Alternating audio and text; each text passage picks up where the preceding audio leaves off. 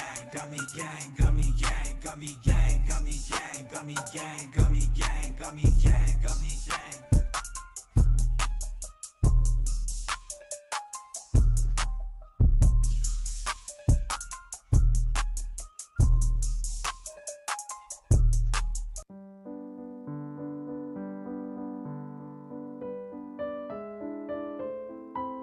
COSTA gang. Gummy gang, gummy gang, gummy gang, gummy gang, gummy gang, gummy gang, gummy gang, gummy gang, gummy gang, gummy gang, gummy gang, gummy gang.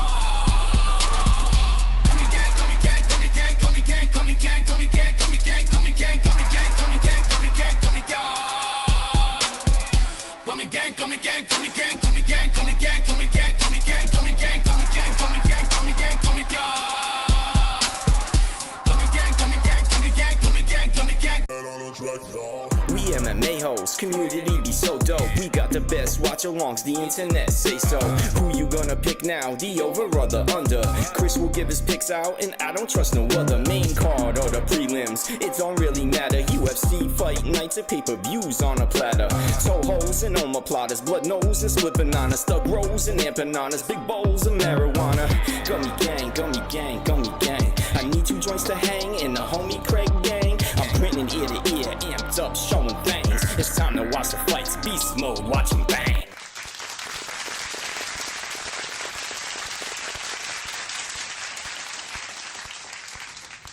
Let's get into it. The debate. Let's do it, baby. You guys ready? Spoiler alert, we hit our bet, so that's great. We hit our bet at MyBookie. So they apparently shake hands. This is going to be phenomenal. You guys ready in the chat? One's in the chat. If you're ready to go, we're going to dive right into it. It's Kamala Harris versus the Donald Trump. The Donald Trump versus the Kamala Harris. Oh, my God. I can't wait. I'm so moist right now. Here we go. The fight of the century is going to come down. It's going to happen. Here it is. Kamala Harris. Let's have a good debate. Have fun. Thank you. He said have fun. I hit the plus money. I hit the plus money on it. But more importantly, Maz, did you hear his response? Did he say have fun? He said, good to see you. Have fun. Kamala Harris. And why is she introducing herself? Kamala Harris, you know, the black Indian. She was reluctant to go over, but she was the first to Well, put I out think the she hand. was waiting to see if he would approach. Yeah, which it would he be funny if he just elbowed The answer her. would be Kamala no. Harris. He's not going to approach Let's first. have a good debate. Have fun. Thank you. Nice to see you have fun. Okay, here we go. Welcome to you both. It's wonderful to have you. It's an honor to have you both here tonight. Good evening. We are looking forward to a spirited and thoughtful debate. So let's get started. I want to begin Spirited and tonight with the thoughtful. issue that voters repeatedly say is their #1 issue, and that is the economy and the cost of living in this country. Waste no time. Vice President Harris, you and President Trump were elected 4 years ago, and your opponent on the stage here tonight often asks his supporters, are you better off than you were 4 years ago? When it comes to She looks just like Jar Jar Binks. Like it's ridiculous from Star Wars. Let me know in the chat if you know what I'm talking. You know who Jar Jar is? Misa Yusa. economy, do you believe Americans are better off than they were 4 years ago? So I was raised as a middle-class kid, and I am actually the only person on this stage who has a plan that is about lifting up the middle class and working people of America. I believe in the ambition, the aspirations, the dreams of the American people. And that is why I imagine and have actually a plan to build what I call an opportunity economy. Because here's the thing. We know that we have a shortage of homes and housing, and the cost of housing is too expensive for far too many people. We know that young families need support to raise their children, and I intend on extending a tax cut for those families of $6,000, which is the largest child tax credit that we have given in a long time, so that those young families can afford to buy a crib, buy a car seat, buy clothes for their children. My passion, one of them, is small businesses. My mother raised my sister and me, but there was a woman who helped raise us. We call her our second mother. She was a small business owner. I love our small businesses. My plan is to give a $50,000 tax deduction to start up small businesses, knowing they are part of the backbone of America's economy. My opponent, on the other hand, his plan is to do what he has done before, which is to provide a tax cut for billionaires and big corporations, which will result in $5 trillion to America's deficit. My opponent has a plan that I call the Trump's sales tax, which would be a 20% tax on everyday goods that you rely on to get through the month.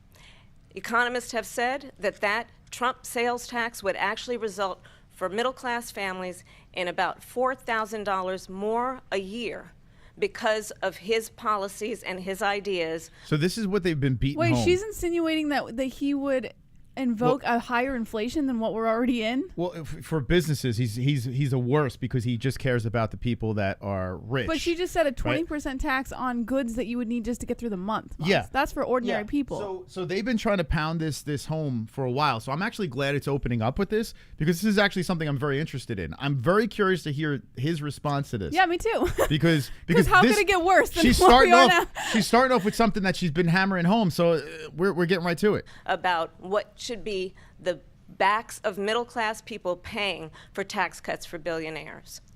President Trump, I'll give you 2 minutes. First of all, I have no sales tax. That's an incorrect statement. She knows that. We're doing tariffs on other countries. Other countries are going to finally, after 75 years, pay us back for all that we've done for the world. And the tariff will be substantial in some cases. I took in billions and billions of dollars, as you know, from China. In fact, they never took the tariff off because it was so much money they can't. It would totally destroy everything that they've set out to do. They're taking in billions of dollars from China and other places. They've left the tariffs on. When I had it, I had tariffs, and yet I had no inflation. Look, we've had a terrible economy because inflation which is really known as a country buster. It breaks up countries. We have inflation like very few people have ever seen before, probably the worst in our nation's history. We were at 21%, but that's being generous because many things are 50, 60, 70, and 80% higher than they were just a few years ago. This has been a disaster for people, for the middle class, but for every class. On top of that, we have millions of people pouring into our country from prisons and jails, from mental institutions and insane asylums, and they're coming in and they're taking jobs that are occupied right now by African Americans and Hispanics, and also unions. Unions are going to be affected very soon. And you see what's happening. You see what's happening with towns throughout the United States. You look at Springfield, Ohio. You look at Aurora in Colorado. They are taking over the towns. They're taking over buildings. They're going in violently. These are the people that she and Biden led into our country, and they're destroying our country. They're dangerous. They're at the highest level of criminality. And we have to get them out. We have to get them out fast. I created one of the greatest economies in the history of our country. I'll do it again and even better. We are going to get to Now, did he answer the question? Well, he did say that what she said was untrue, and, Yeah, he just said it wasn't true. that he had tariffs on other countries and without inflation, which insinuates that what she's saying is like basically but I don't know. a complete It doesn't fallacy. It doesn't seem like he's Which I kind of agree because I don't remember anything in Trump's policy about our taxes for goods, standard goods being 20% taxed. I don't remember hearing anything about that. So I think she's like making shit up. It could be, but I mean, and I think she's doing it to like deflect from the fact that her and Biden are responsible for an inflation right now. Yeah, I guess. Yeah, she's probably trying to hit him from. I don't know. It's weird. She was like, "I'm middle class, but I was raised by someone else." No, she said another business owner helped raise her. Yeah. I don't know. I don't quite know if she was quite middle class. To be honest with you, I don't kind of buy that. I don't know about anything like that. I don't know. But anyway, immigration and border security during this debate. But I would like to let Vice President Harris respond on the economy here. Well, I would love to. Let's talk about what Donald Trump left us. Donald Trump left us the worst unemployment since the Great Depression. Donald Trump left us the worst public health epidemic in a century. Donald Trump left us the worst attack. Is she using COVID? I was just going to say, is she saying he's responsible for COVID? He was literally Dang it, like, you unleashed a virus on us, Trump. He was literally like, fuck the vaccine, fucks all this shit, and then everyone fucking shut him down. Like, what? A worldwide disease, but it's Trump's fault. Wait a second here. My bank account has never looked better when Trump was in office. What the fuck is she talking All about? right, let's hear what she has to say. And fucking, what? Unemployment? What? So you're using all right. attack Sorry. on our democracy since the Civil War. And what we have done is clean up Donald Trump's mess. What we have done and what I intend to do is build on what we know are the aspirations and the hopes of the American people. But I'm going to tell you all in this debate tonight, you're going to hear from the same old tired playbook, a bunch of lies, grievances, and name As she calling. lies. What you're going to hear tonight is a detailed and dangerous plan called Project 2025 that the former president intends on implementing if he were elected again. I believe very strongly that the American people want a president who understands the importance of bringing us together, knowing we have so much more in common than what separates us, and I pledge to you to be a president for all Americans. President Trump will give you a minute here to respond. It's so weird. Like this Trump is not the interruptive Trump. Maybe later on in the debate it Well, happens. no, because they mute the mics now. Oh, Yeah, now they mute the mic of the opponent so that nobody can interrupt. Oh, okay. Yeah. I wonder if he was more. Anyway. Number He was one, the I have reason that nothing they to do, did it. as you know, and as she knows better than anyone, I have nothing to do with Project 2025. Yeah, he doesn't. That's what he has been saying for forever. He doesn't have anything to do with this project that they bring up. So why are they attaching him to something? This is bizarre, man. Hold on, I'm gonna look it up. We gotta get to the bottom of this. Wonderful, wonderful. Mr. Donald Trump, best president in the existence of planet Earth, showed my house and favorite locations. I'll behave. All right, thank you. Abdul-Jabbar, is that the great Kareem? Phenomenal former NBA player. My old neighbor used to go to high school with him. What's the truth here? I want to know. Here we go. Project2025.org. The truth about Project 2025. The left has spent millions fear-mongering about Project 2025 because they're terrified of losing their power. And they should be. Project 2025 offers a menu of solutions to the border crisis, inflation, a stagnant economy, and rampant crime. It shows how we can take on China, fix our schools, and support families. But most importantly, it dismantles the unaccountable deep state, taking power away from leftist elites and giving it back to the American people. But is he attached Nothing to it? in here about Trump being... What's the source? Project2025.org. It's the actual... Yeah, I wonder what his affiliation with it. Like, why are they attaching him to something that he is? There is saying he's nothing not in attached here relative to Trump. So because they're right But you know wings. what's funny? Kamala's website, KamalaHarris.com, says Trump's Project 2025. Wow. But it's actually just Project 2025, not linked to Trump. Hold on. To do, as you know, and as she knows better than anyone, I have nothing to do with Project 2025. That's out there. I haven't read it. I don't want to read it purposely. I'm not going to read it. This was a group of people that got together. They came up with some ideas, I guess some good, some bad, but it makes no difference. I have nothing to do. Everybody knows I'm an open book. Everybody knows what I'm going to do. Cut taxes very substantially and create a great economy like I did before. We had the greatest economy. We got hit with a pandemic. And the pandemic was not since 1917, where 100 million people died, has there been anything like it. We did a phenomenal job with the pandemic. We handed them over a country where the economy and where the stock market was higher than it was before the pandemic came in. Nobody's ever seen anything like it. We made ventilators for the entire world. We got gowns, we got masks, we did things that nobody thought possible. And people give me credit for rebuilding the military. They give me credit for a lot of things, but not enough credit for the great job we did with the pandemic. But the only jobs they got were bounce back jobs. These were jobs bounced back, and it bounced back and it went to their benefit. But I was the one that created them. They know it, and so does everybody else. Vice President Harris, I'll let you respond. So Donald Trump has no plan for you. And when you look at his economic plan, it's all about tax breaks for the richest people. I am offering what I describe as an opportunity economy, and the best economists in our country, if not the world, have reviewed our relative plans for the future of America.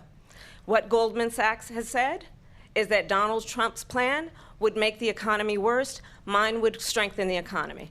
What the Wharton School has said is Donald Trump's plan would actually explode the deficit.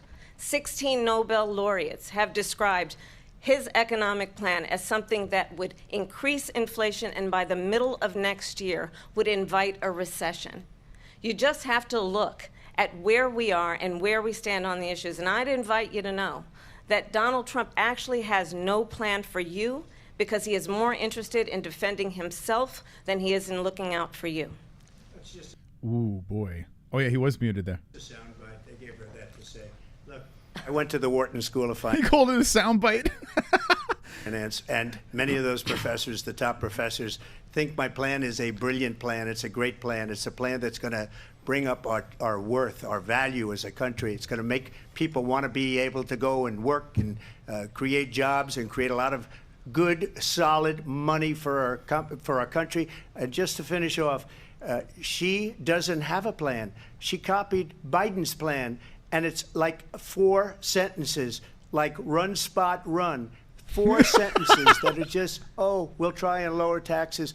She doesn't have a plan. Take a look at her plan. She doesn't have a plan. Mr. President, I do want to drill down on something you both brought up.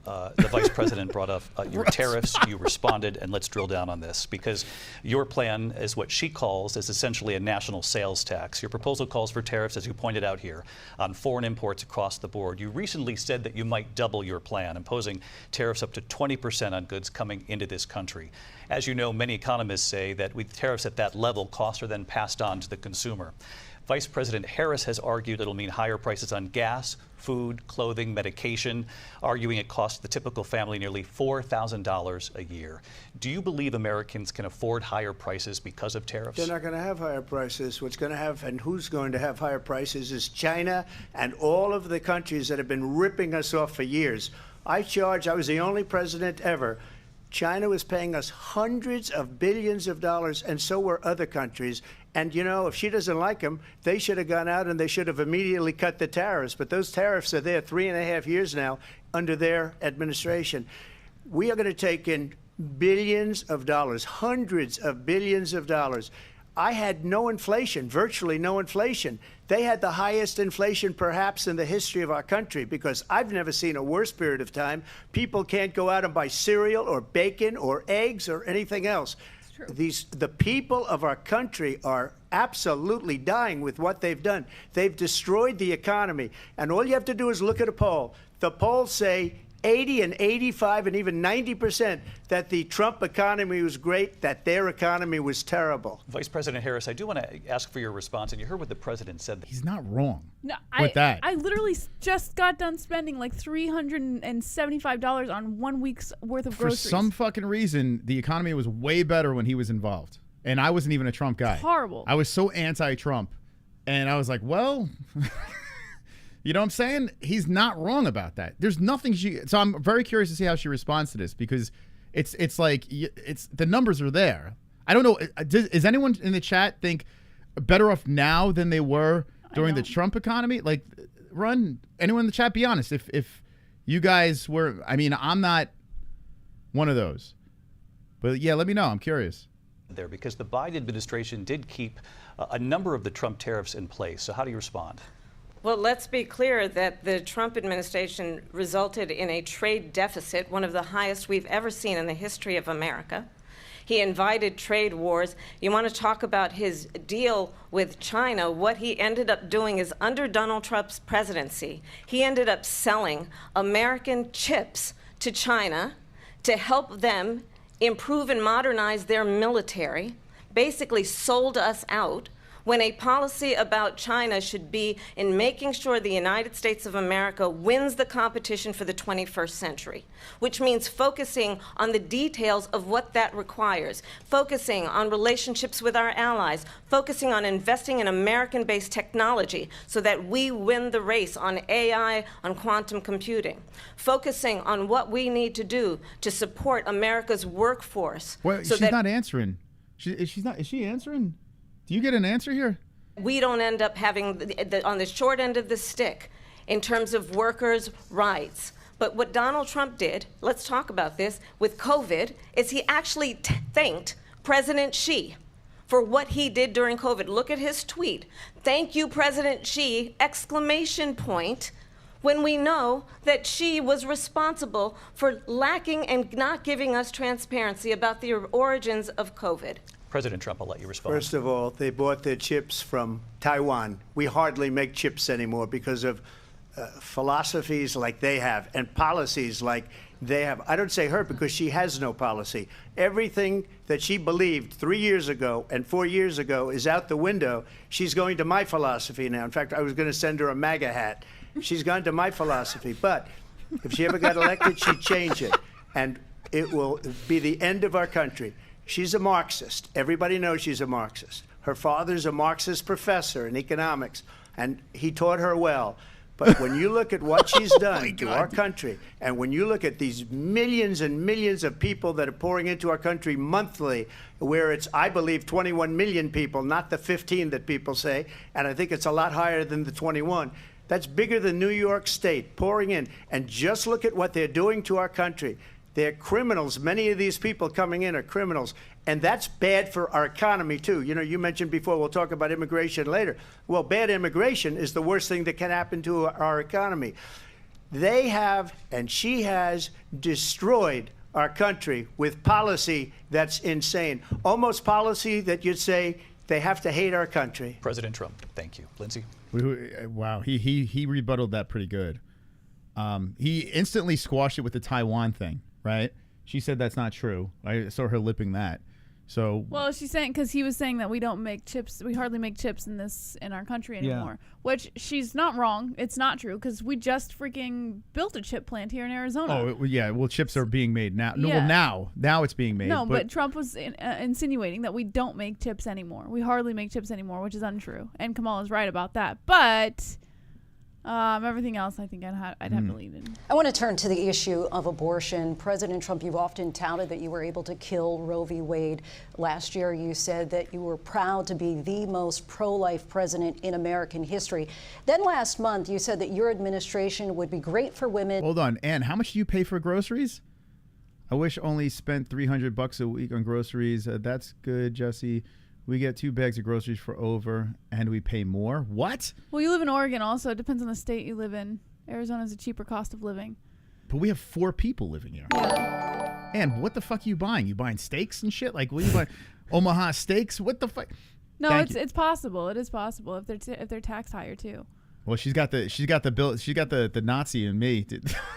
The grocery Nazi where I gotta say no. Yeah, yes. I have to run my grocery list through Moss I literally sit there and go, okay, I'm buying this, I'm buying that, I'm buying this, and then he will approve or veto a certain item.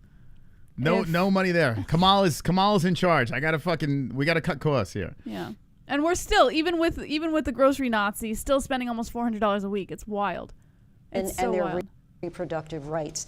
In your home state of Florida, you surprised many with regard to your 6-week abortion ban because you initially had said that it was too short. And you said, quote, I'm going to be voting that we need more than 6 weeks. But then the very next day, you reversed course and said you would vote to support the 6-week ban. Vice President Harris says that women shouldn't trust you on the issue of abortion because you've changed your position so many times. Therefore, why should they trust you? Well, the reason I'm doing that vote is because the plan is, as you know, the vote is, they have abortion in the 9th month. They even have, and you can look at the governor of West Virginia, the previous governor of West Virginia, not the current governor, who's doing an excellent job, but the governor before, he said the baby will be born and we will decide what to do with the baby. In other words, we'll execute the baby. And that's why I did that, because that predominates, because they're radical. The Democrats are radical in that. And her vice presidential pick, which I think was a horrible pick, by the way, for our country, because he is really out of it. But her vice presidential pick says abortion in the 9th month is absolutely fine. He also says execution after birth. It's execution, no longer abortion, because the baby is born, is okay. And that's not okay with me, hence the vote. But what I did is something for 52 years they've been trying to get Roe v. Wade into the states. And through the genius and heart and strength of 6 Supreme Court justices, we were able to do that. Now, I believe in the exceptions for rape, incest, and life of the mother. I believe strongly in it. Ronald Reagan did also. 85% of Republicans do. Exceptions. Very important. But we were able to get it, and now states are voting on it. And for the first time, you're going to see, look, this is an issue that's torn our country apart for 52 years. Every legal scholar, Every Democrat, every Republican, liberal, conservative, they all wanted this issue to be brought back to the states where the people could vote. And that's what happened. Now, Ohio, the vote was somewhat liberal. Kansas, the vote was somewhat liberal, much more liberal than people would have thought. But each individual state is voting. It's the vote of the people now. It's not tied up in the federal government. I did a great service in doing it. It took courage to do it. And the Supreme Court had great courage in doing it. And I give tremendous credit to those 6 justices. There is no state in this country where it is legal to kill a baby after it's born. Madam Vice President, I want to get your response to President Trump. Well, as I said, you're going to hear a bunch of lies, and that's not actually a surprising fact. Let's understand how we got here. Donald Trump hand-selected 3 members of the United States Supreme Court with the intention that they would undo the protections of Roe v. Wade. And they did exactly as he intended. And now in over 20 states, there are Trump abortion bans, which make it criminal for a doctor or nurse to provide health care. In one state, it provides prison for life. Trump abortion bans that make no exception even for rape and incest, which understand what that means. A survivor of a crime of violation to their body does not have the right to make a decision about what happens to their body next. That is immoral. And one does not have to abandon their faith or deeply held beliefs to agree. The government, and Donald Trump certainly, should not be telling a woman what to do with her body. I have talked with women around our country. You want to talk about this is what people wanted? Pregnant women who want to carry a pregnancy to term, suffering from a miscarriage, being denied care in an emergency room because the healthcare providers are afraid they might go to jail, and she's bleeding out in a car in the parking lot. She didn't want that. Her husband didn't want that. A 12 or 13-year-old survivor of incest being forced to carry a pregnancy to term. They don't want that. And I pledge to you, when Congress passes a bill to put back in place the protections of Roe v. Wade, as President of the United States, I will proudly sign it into law. But understand, if Donald Trump were to be reelected, he will sign a national abortion ban. Understand, in his Project 2025, there would be a national abortion, a monitor that would be monitoring your pregnancies, your miscarriages. I think the American people believe that certain freedoms, in particular the freedom to make decisions about one's own body, should not be made by the government. Thank you, Vice President Harris. Well, there she goes again. It's a lie. I'm not signing a ban, and there's no reason to sign a ban, because we've gotten what everybody wanted. Democrats, Republicans, and everybody else, and every legal scholar wanted it to be brought back into the states, and the states are voting. And it may take a little time, but for 52 years, this issue has torn our country apart, and they've wanted it back in the states. And I did something that nobody thought was possible. The states are now voting. What she says is an absolute lie. And as far as the abortion ban, no, I'm not in favor of abortion ban, but it doesn't matter, because this issue has now been taken over by the states. Would you veto a national abortion ban if it came to Well, I your won't desk? have to, because again, two things. Number one, she said she'll go back to Congress. She'll never get the vote. It's impossible for her to get the vote, especially now with the 50-50, and essentially 50-50 in both Senate and the House. She's not going to get the vote. She can't get the vote. She won't even come close to it. So it's just talk. You know what it reminds me of? When they said they're going to get student loans terminated, and it ended up being a total catastrophe. The student loans. Oh, and remember then that? I think probably her boss, if you call him a boss, he spends all his time on the beach. But look, her boss went out and said, we'll do it again. We'll do it a different way. And he went out, got rejected again by the Supreme Court. So all these students got taunted with this whole thing about this whole idea, and how unfair that would have been. Part of the reason they lost to the millions and millions of people that had to pay off their student loans. They didn't get it for free, but they were saying it's the same way that they talked about that they talk about abortion. But if I could just get a yes or no, because your running mate, J.D. Vance, has said that you would veto it if it did come to your desk. Well, I didn't discuss it with J.D. In all fairness, J.D., and I don't mind if he has a certain view, but I think he was speaking for me, but I really didn't.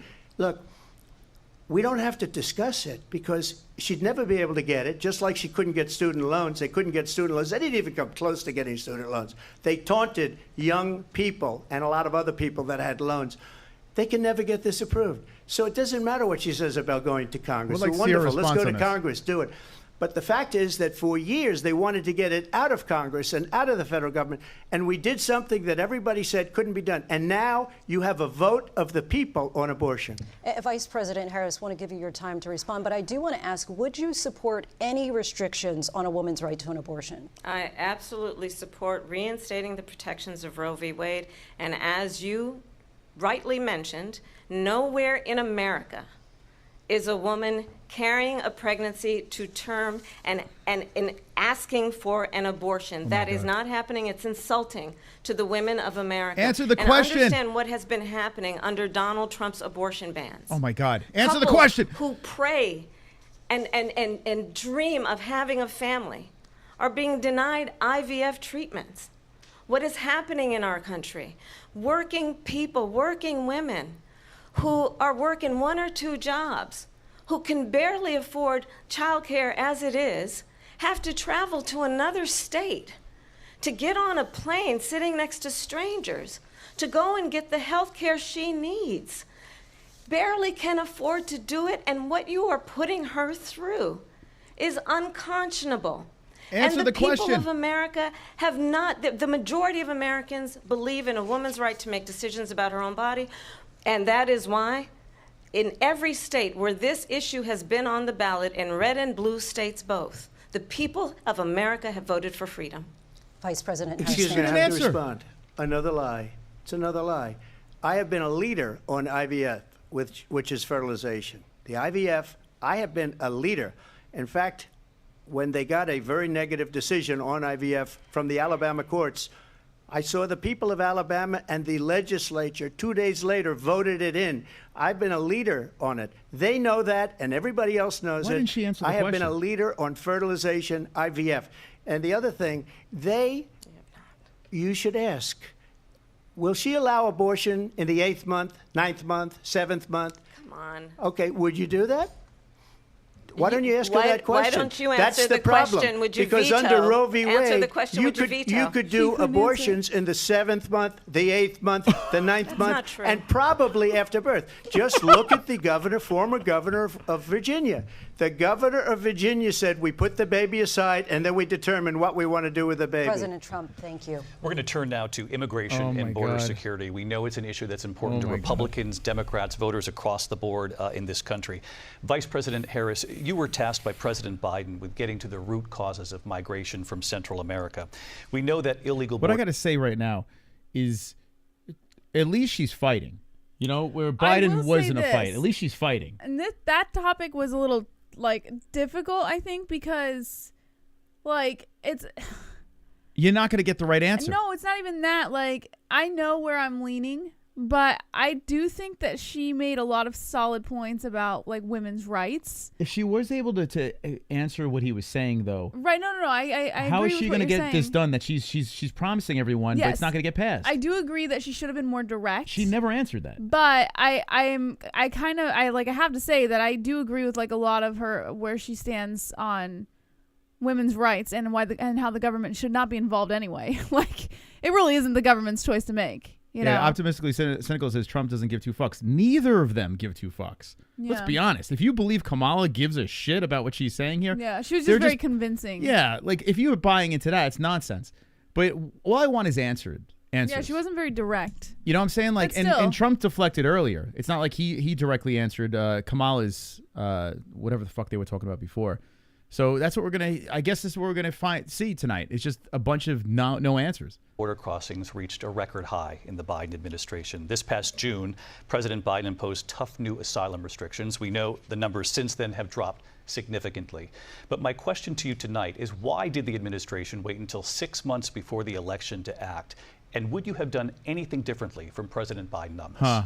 So I'm the only person on this stage who has prosecuted transnational criminal organizations for the trafficking of guns, drugs, and human beings. And let me say that the United States Congress, including some of the most conservative members of the United States Senate, came up with a border security bill, which I supported. And that bill would have put 1,500 more border agents on the border to help those folks who are working there right now overtime trying to do their job. It would have allowed us to stem the flow of fentanyl coming into the United States. I know there are so many families watching tonight who have been personally affected by the surge of fentanyl in our country. That bill would have put more resources to allow us to prosecute transnational criminal organizations for trafficking in guns, drugs, and human beings. But you know what happened to that bill? Donald Trump got on the phone, called up some folks in Congress, and said, kill the bill. And you know why? Because he'd prefer to run on a problem instead of fixing a problem.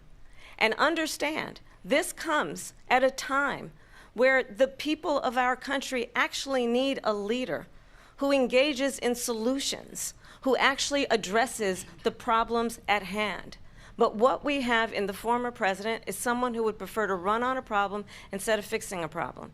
And I'll tell you something, he's going to talk about immigration a lot tonight, even when it's not the subject that is being raised.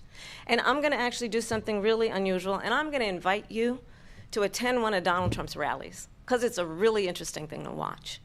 You will see during the course of his rallies, he talks about fictional characters like Hannibal Lecter. He will talk about windmills cause cancer.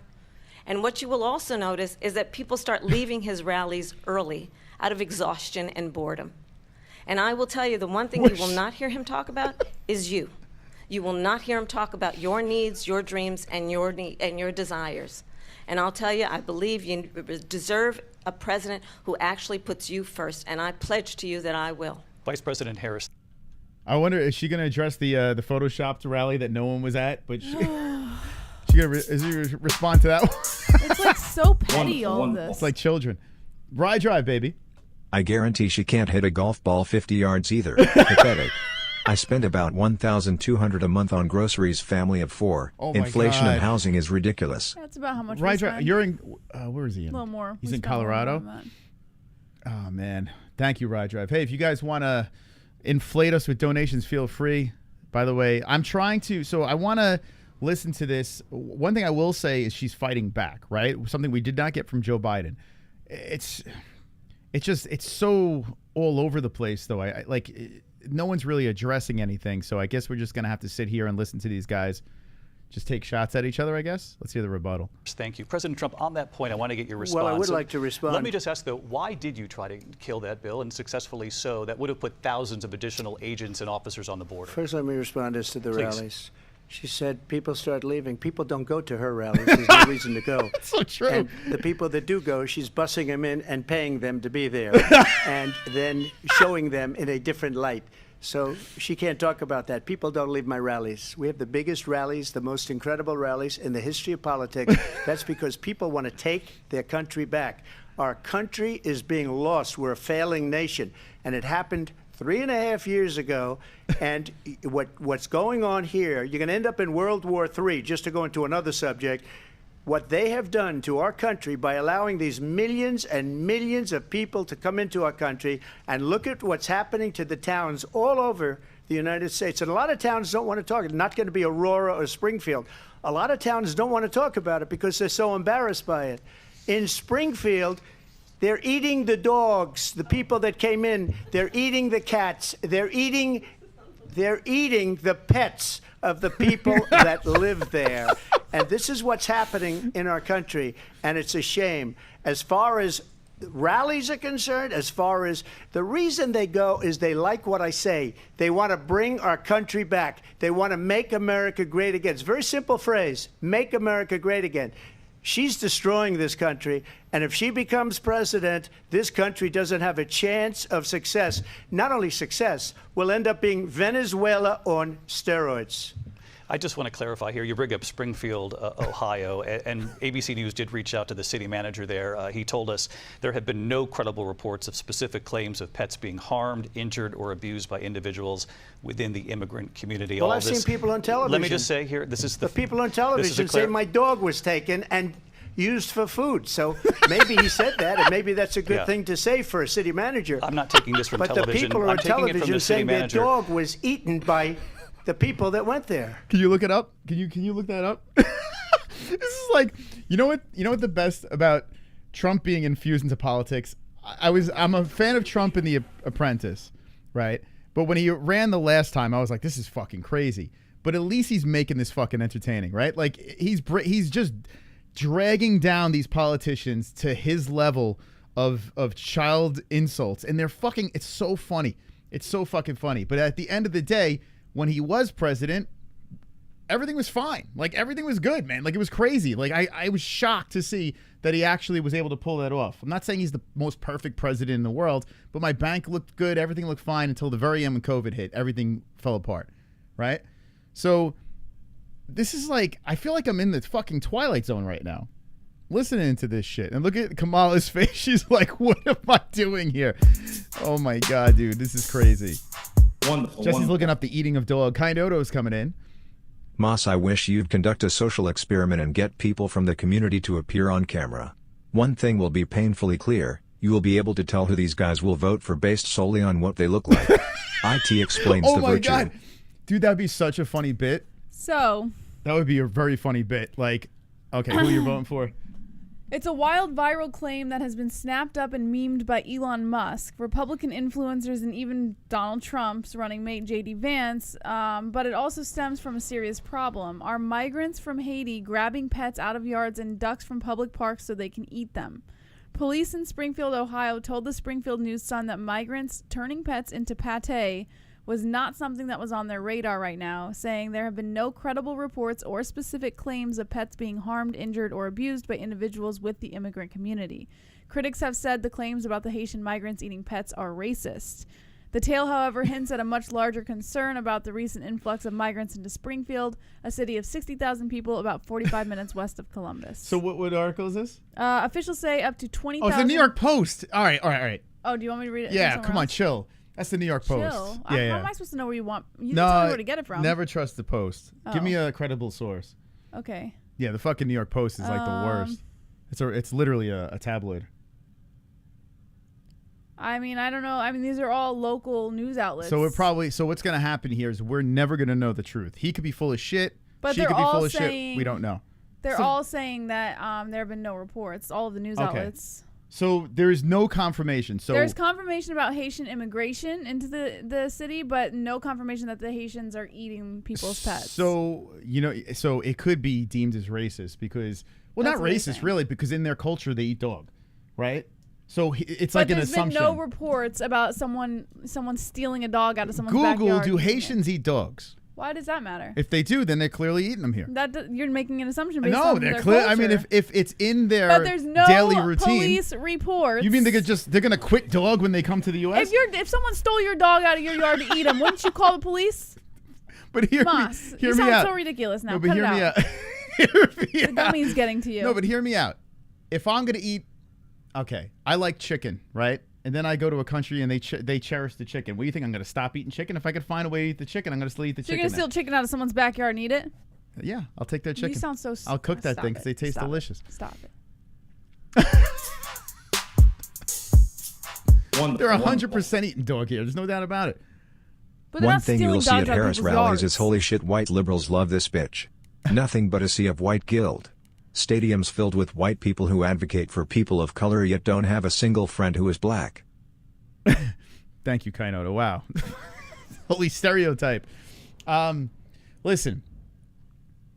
Let me just say this. Both parties have fucking weirdos going to their rallies. Like, I'm talking straight up weirdos. And when they're being interviewed, when the camera's panning, I'm like, yeah, I'm good.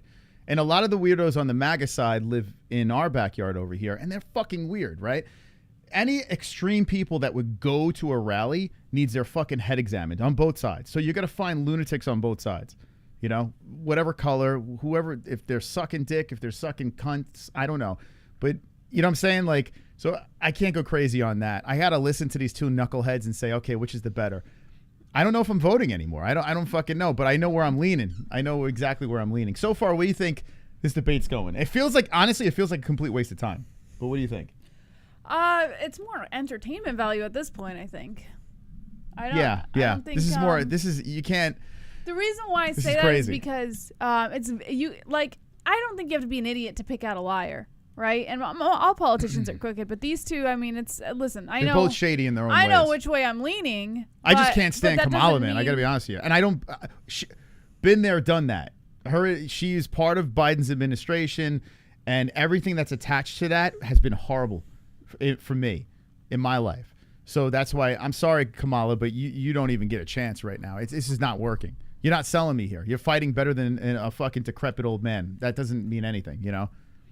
Again, the Springfield city manager says there's no evidence of that. Vice We'll President find Harris, out. I'll let you respond to the rest of what you've heard. You talk about extreme. See, it's You like know, so See that much. shit. Yeah. See that It's shit. so obnoxious that you're like, oh, this fucking bitch. You know, like Yeah, you know she's so. I mean, listen, she's a politician. She's liar. supposed to be fake, but it's just like, she's so obnoxious. like this shit is like. It's just she needs to find a way to stop that. Springfield city manager says there's no evidence of that. Vice We'll President find Harris, out. I'll let you respond to the rest of what you've heard. You talk about extreme. I mean, what he said was kind of crazy. So I mean, I guess. No, you- it's just the way he said it. Yeah. I don't know, man. I can't. Wonderful, wonderful. I can't with her. I live in Oregon. Trust me, in the last 4 years the biggest cities Portland, Salem, Eugene are now complete overpriced homeless graffiti-filled shitholes. Oh, yo. My brother is a cop and everyone gets off the hook unless you murder or severely assault someone. I heard the state of Oregon right now. Like it's nuts. I was watching this guy on YouTube talk about how he has to get out. It's such a shame because it's such a beautiful place. You know? Well, Anne's from Oregon too, right? Anne, what do you think? But Anne I think is she removed from, I don't know if she's in the middle of all the craziness. I have no idea. And I've never been to Oregon, so I can't give you an opinion on that. But I've heard some horrific things. Who the hell knows? But thank you, Ride Drive, man. Appreciate you. Yeah, I haven't heard many good things, unfortunately. You know, this is, I think, one of the reasons why in this election I actually have the endorsement of 200 Republicans who have formerly worked with President Bush, Mitt Romney, and John McCain, including the endorsement of former Vice President Dick Cheney and Congress member Liz Cheney.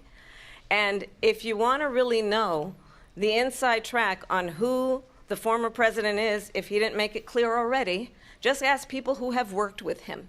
His former chief of staff, a 4-star general, has said he has contempt for the Constitution of the United States.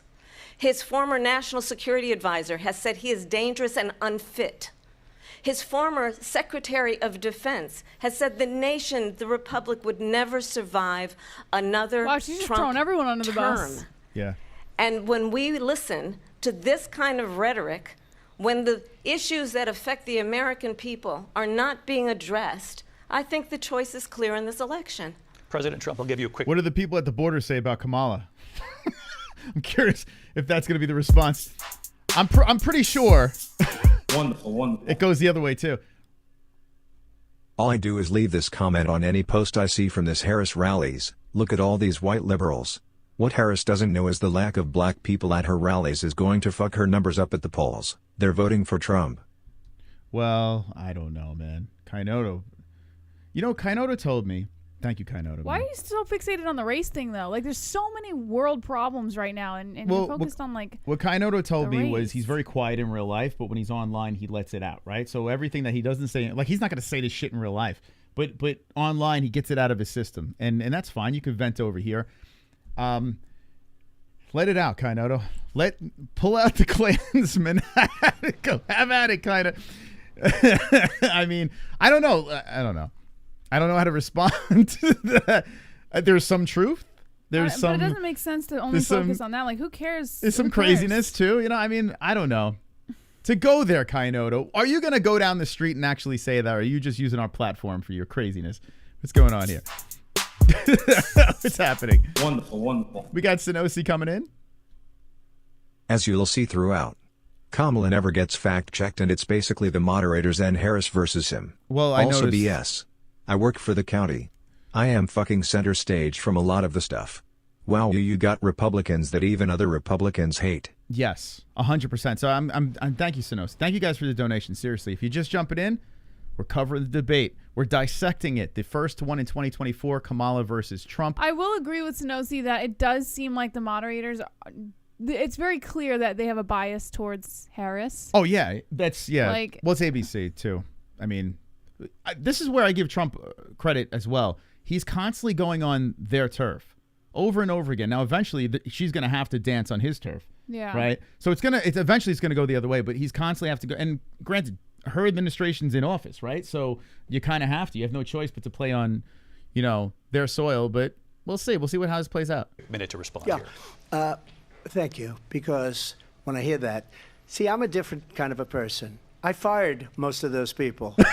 Not so graciously. They did bad things or a bad job. I fired them. They never fired one person. They didn't fire anybody having to do with Afghanistan and the Taliban and the 13 people who's were just killed, viciously and violently killed. And I got to know the parents and the family.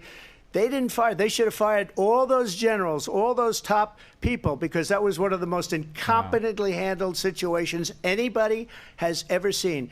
So when somebody does a bad job, I fire him. And you take a guy like Esper, he was no good, I fired him. So he writes a book. Another one writes a book. Because with me, they can write books. With nobody else can they. But they have done such a poor job, and they never fire anybody. Look at the economy. Look at the inflation. They didn't fire any of their economists. They have the same people. That's a good way not to have books written about you. Wow. But just to finish, I got more votes than any Republican in history by far. In fact, I tell you what. I got more votes than any sitting president in history by far. Okay, what do you think, Jess? Shit, man. Yo, he just took the bull by the horns. He's like, yeah, they don't like me. You know why? Because I fucking let them go. They're not even good. Dude, that's fucking... Oh, man. She kind of got her butt cheeks... She got her butt cheek split on that one. Hold on, I'll be right back. Just try to be quiet. Logan's sleeping. Someone's got to write a book on that comment. I'm gonna have to go finish the rest of the debate later. I gotta bounce here soon. Yeah, but not really. Pale, are you voting for Kamala? Because I'm starting to get the vibe. Everything that you've been saying in the chat, you're getting me the Kamala vibes, which is fine. Everybody can vote for whoever you want. We're not here to tell anyone who to vote for, but I'm just curious because you're giving me the vibe. You're giving me the blue vibes. Theo Vaughn interview with Trump was funny. I haven't seen it yet. I think Ma saw it. I think he watched it. Racists exist going after Venezuelan gangs. I don't see them saying I'm going after Mexican gangs. You know why? Do you ever bake cookies for Christopher? All the time. I bake cookies like almost every day. I love cookies. They're my favorite. Love them. Oh, I'm going to save this one to no see for Moss. I see you coming in there. Voting? Who actually votes? You know what, Pale? I didn't vote in the last election, but I think this year I might. Because there is one person I do not want in office. And I've never felt more strongly about it. Yeah, I always got to give the backstory of I was very liberal in New York, like super liberal. For years, like my whole life, I was very liberal. And just lately it's been rough. It's been super rough. So I look at it like this. At the end of the day, we can't just sink or swim because we bleed blue or red. You know what I'm saying? Like we have to just do what's best for our families, So, you take every election. I didn't vote for the last election. I mean, I stayed out of the game since Obama.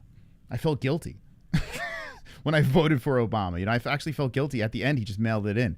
And now we see Obama's true. Like when I see Obama talk now, I'm like, damn, man, I used to be for this dude. It's people change. What it is, at least for me, I can't speak on behalf of you, Moss, but at least for me is after I had kids.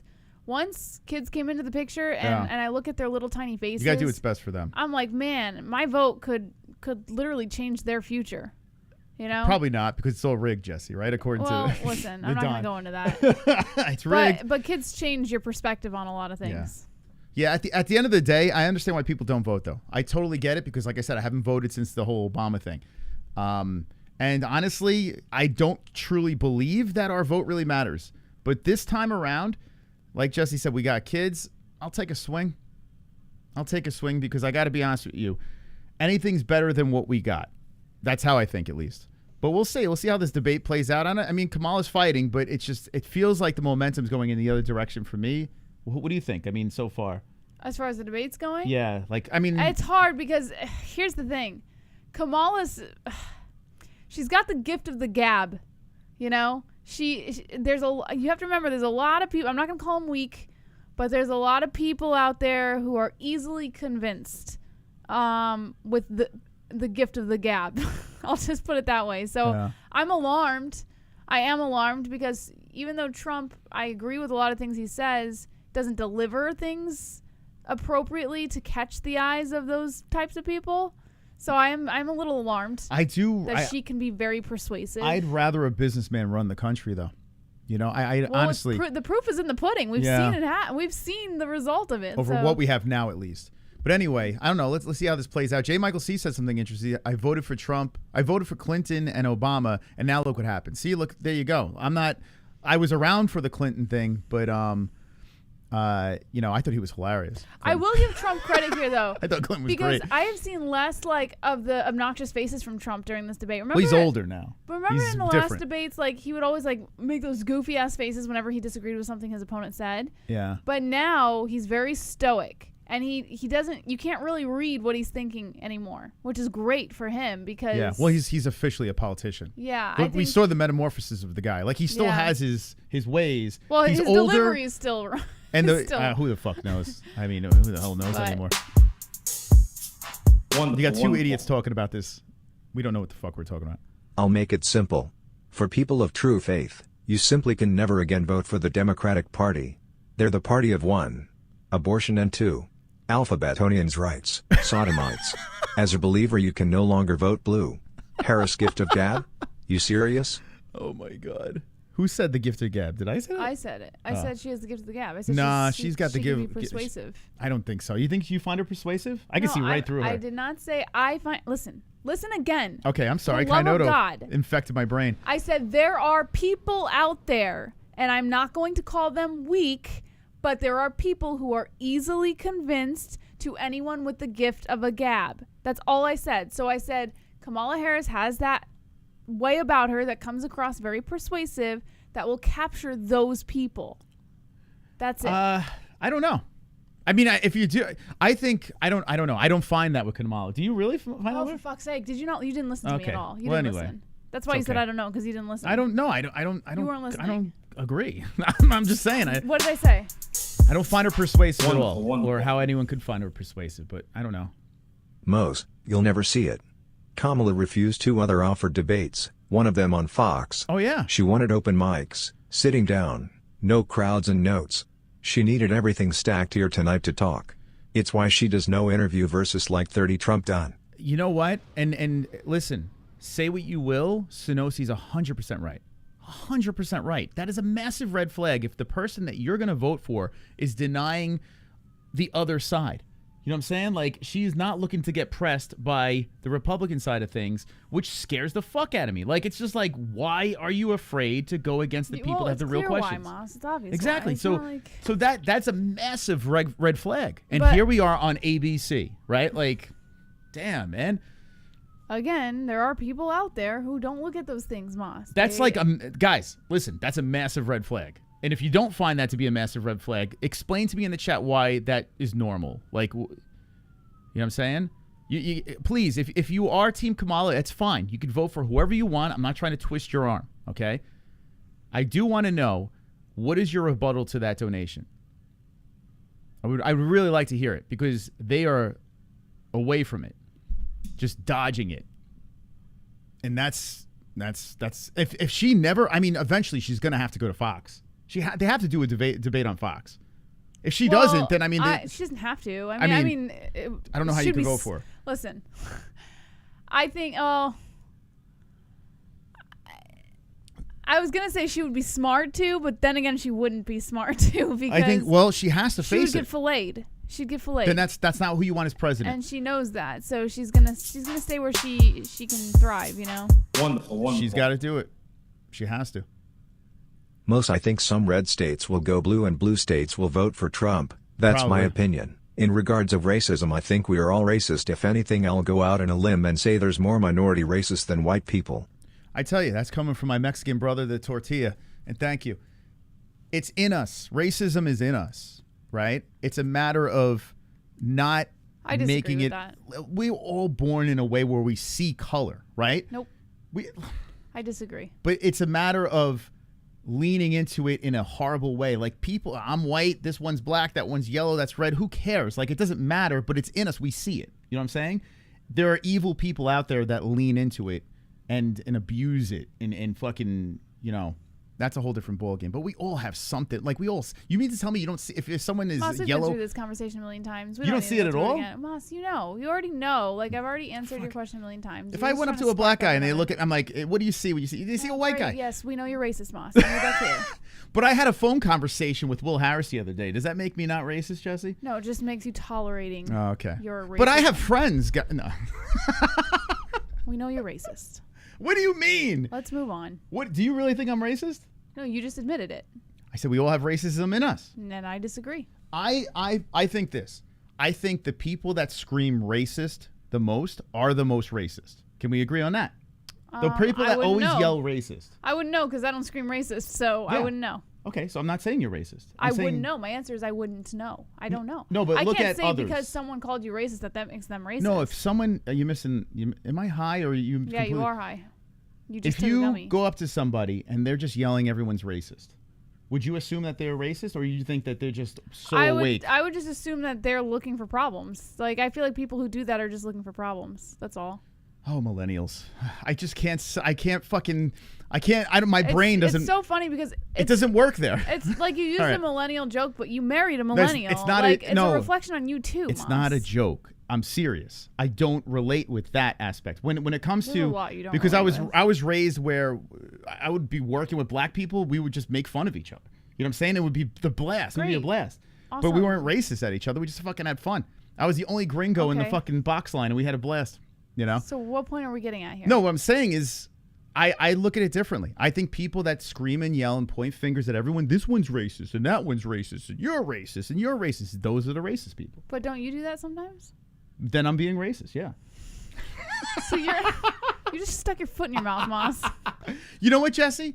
You're right. I fucking hate black people, okay? Does that make you happy? It's just like what you're saying isn't making sense. Hold Moss, on a that's all. second. What color is Kamala? Oh, disgusting. Trump is orange. Fuck. All right, can we move on from the race shit? Who do I vote for, guys? They're both not white. Oh, fucking hell. Wait, did Jesse just call me racist? No, I know. Uh-oh, hold Continue on on a second. immigration. It was what you wanted to talk about earlier, so let's get back to your deportation proposal that the vice president has reacted to as well.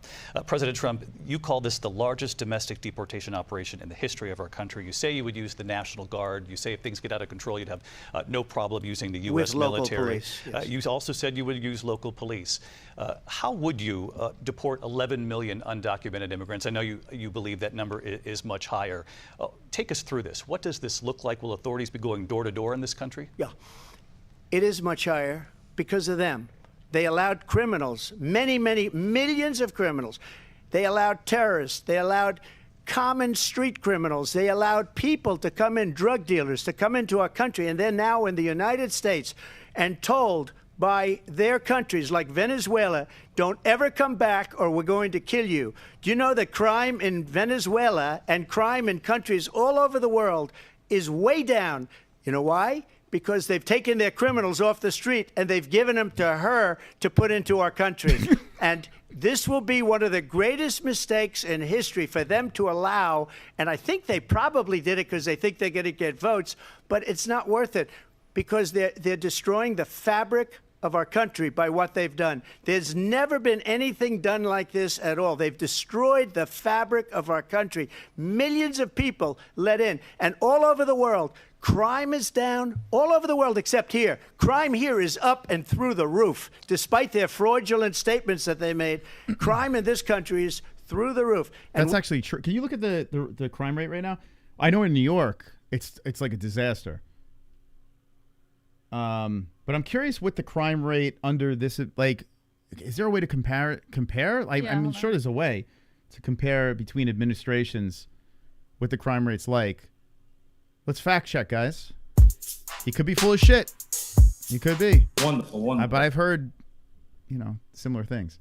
Guys, don't ever let anyone tell you that you can't be racist. These white liberals tell you can be anything you want. Women can be men. Men can have babies. A child can choose genders. Then turn around and tell you no, You just can't be racist.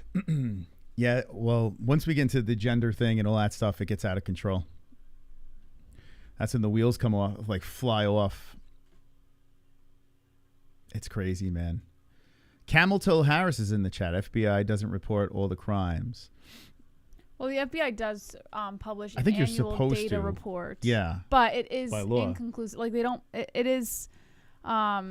It's just what's been reported by law enforcement. Yeah. So like if, Yeah, I guess- if there's something that kind of like floats under the rug. Yeah, I guess if you're like, curb it's stomping not- someone and you don't want to let it get out, you know, you might let that one slip through the cracks. Here we go. Wonderful, wonderful. Oh, fucking hell, man. Okay, I'm looking at the chat in regards of jobs. You better learn a trade, whatever it is. This generation is getting more stupid by the minute. Look at all the people in mechanic shops, construction, lol. Yeah, it's true. Thank you, Hearns. It's a hard-working man right there. That man builds cabinets with his own hands. He doesn't even use tools. He just takes his fucking fingers and he puts them together. Beautiful creations. Do you have any data on that? Yeah, I've got the annual, the FBI's annual report, but I don't. Hold on one sec. Yeah, I would love to do it. We're just gonna do a fact check Trump here real quick, because I mean, at the end of the day, we got to figure out if he's fucking full of shit too. I mean, he is full of shit. Let's not be crazy, but who has less shit in them is the question. Should I let Kamala rebuttal? Here's what I'll do. So from what year was Trump in office? 2020. Yeah, what years was his administration? I got it. Ended with COVID. All right, so Jessica looked this up. How do messages get censored? You might be on top chat over live chat. Make sure your chat is on live chat. By the way, thank you guys for stopping by. Please do not get angry by anything we say or these two knuckleheads say. We're not, you know what I'm saying? We're just everyday people, you know, hanging out, listening to this shit, making jokes, from giving our opinions. 2020 to 2022, it actually, violent crime dropped. 22, what was it? From 2020 to 2022. Okay. Violent crime had dropped. Now, from 2019 to 2020, it spiked, which would have been Trump's last year, not his last year. Well, COVID, I bet I wouldn't be surprised if it spikes. No, that would have been when Trump was in office. 2019 to 2020, it spiked. COVID happened in 2020, correct? It happened in 2020, but it didn't become a big deal until 2020. Yeah, 2020. So, well, think about it. The looting and the fucking but this the is craziness. from 2019 to 2020. Now, before that, from 2017 all the way to 2019, it did drop significantly. So it only spiked the year that COVID happened. Yeah, which makes sense because and think then about it started dropping again. So here's the thing. Trump is right that the crime rates did drop while he was in office. It did spike during COVID. But then he's wrong in the fact that the crime rates went up with Kamala and Biden because according to the FBI's Crime Data Explorer, it dropped. Okay. While Biden was in office. Okay, so it dropped in. Oh, this is recent now, right? So this is COVID. This spike right here. On COVID. That's COVID, and this is Biden Harris. So this is Trump.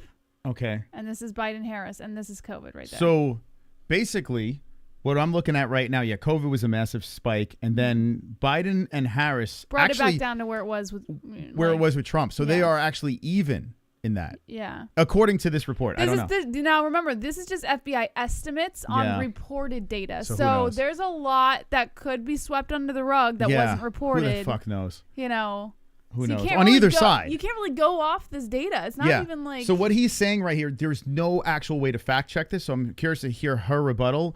And according to the data that she just pulled up quickly on, a Google search, right? No, this only goes to 2022. The FBI has not reported from 2022 on to 2024. So, so we don't even know what it is for the last year. I can't tell you what it is for the last year. Yeah, so it probably is solidly. All right, well, who knows? So we're not going to have those answers right now, unless someone else has wonderful better answers than us. Moss, the reason why liberal cities don't prosecute crimes is to mask the amount of crimes that actually happen. Here in LA, the DA will not press charges on about 80% of crimes. This is common in all blue cities and favors liberals. Most crimes are ignored. I did also hear, and correct me if I'm wrong on this. Thank you, Kainoto. I did hear that the jails are getting so full too. So a lot of people are getting off with shit because of the jails. They can't really keep them all in there. That's more tax dollars and shit like that paying for that, right? So partially true, right? What do you think, Jess? I don't know enough about that to be able to talk on it. So We have a new form of crime. It's called migrant crime, and it's happening at levels that nobody thought possible. President Trump, as you know, the FBI says overall violent crime is actually coming down in this country. But Vice Excuse me, President the Harris, FBI they were defrauding statements. They didn't include the worst cities. They didn't include the cities with the worst crime. It was a fraud, just like their number of 818,000 jobs that they said they created turned out to be a fraud. You know what's funny about wow, right after we just looked at the FBI data. Wow. Yo. So, okay. I shouldn't have taken the edible. This is fucking nuts, right? Because is there any way to check what states are in that report? It was just a national data report. So who's to say I'm sure there is a way that you could go look and see which state by state, what the data was. Every time I see Trump interviewed, he says shit that a former president or president should not say when he's exposing people. Like, it's almost like, yo, bro, you're going to get your head shot off. And they almost tried to do that, right? He says this shit. And I got to be honest with you, like, I kind of believe this situation over here, the way he said it so emphatically, right? Like, he was like that sounded legit. Now, he could be full of shit, but that sounded like he was telling the truth there. What do you think?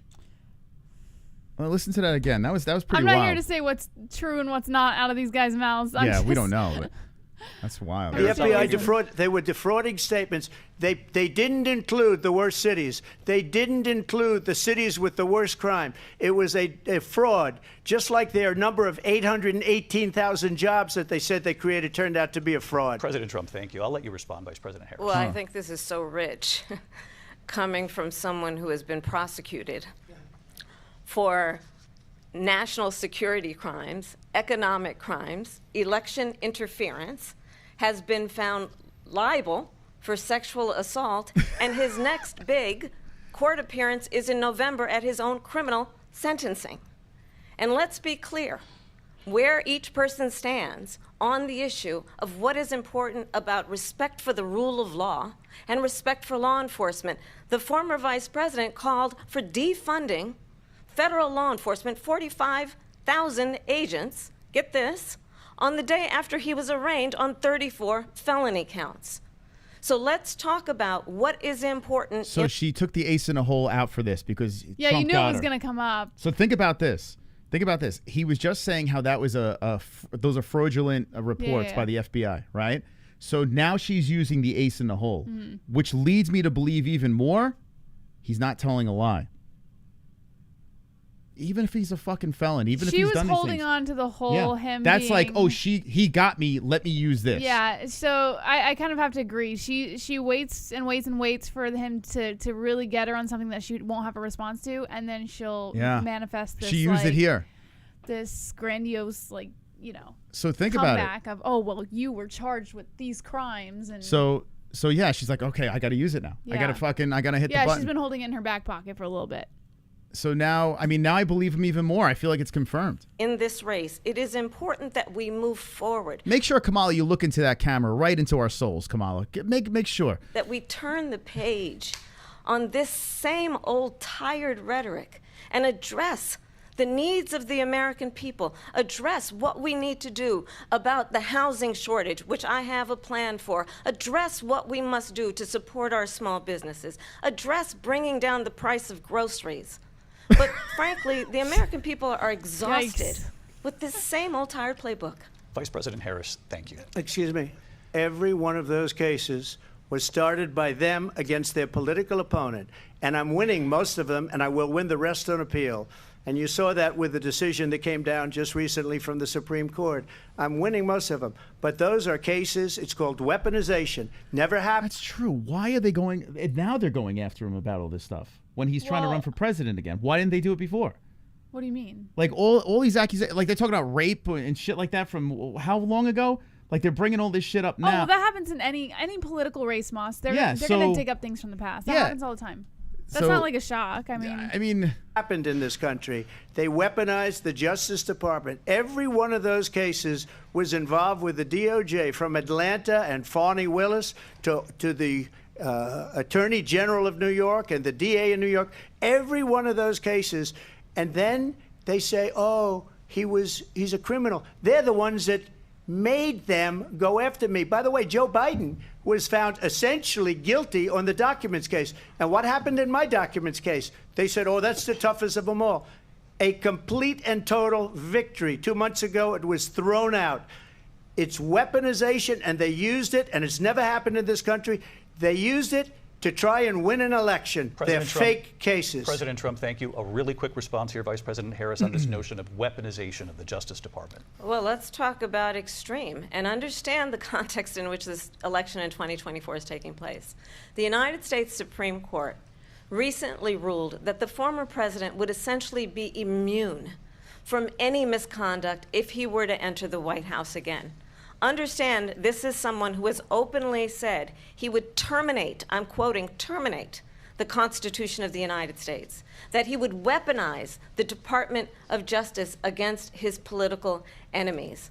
Someone who has openly expressed disdain for members of our military. Understand what it would mean if Donald Trump were back in the White House with no guardrails, because certainly we know now the court won't stop him. We know J.D. Vance is not going to stop him.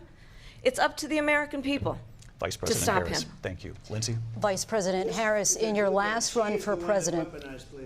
This is the one that weaponized, not me. She weaponized. I probably took a bullet to the head because of the things that they say about me. They talk about democracy. I'm a threat to democracy. They're the threat to democracy President with a fake Trump.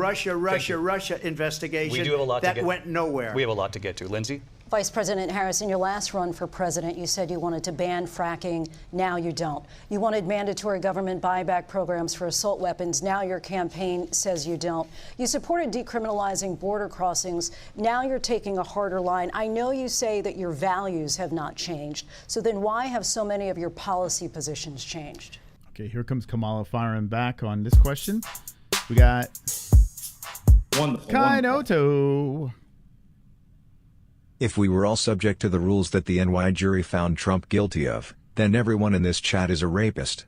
They were told that anything from a peck on the cheek to face stabbing could be considered sexual assault. So all you fucks are rapists.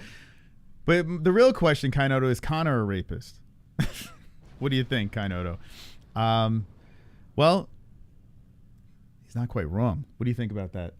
I'm not going to speak on that. He's not My wrong. values have not changed, and I'm going to discuss every one of the, at least every point that you've made. But in particular, let's talk about fracking because we're here in Pennsylvania. I made that very clear in 2020.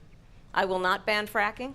I have not banned fracking as Vice President of the United States, and in fact, I was the tie-breaking vote on the Inflation Reduction Act, which opened new leases for fracking. My position is that... Okay, dumb Chris moment. What's fracking? It has to do with like the oil.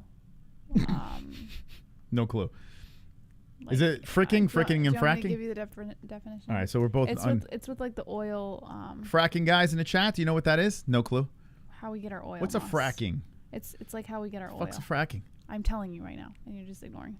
Way to get oil? Okay. I just said that. All I right. literally just said They that. confirmed But it in he the chat. ignores me and goes, "Oh well, you guys said it." So Just engage in conversation. Don't get it's okay.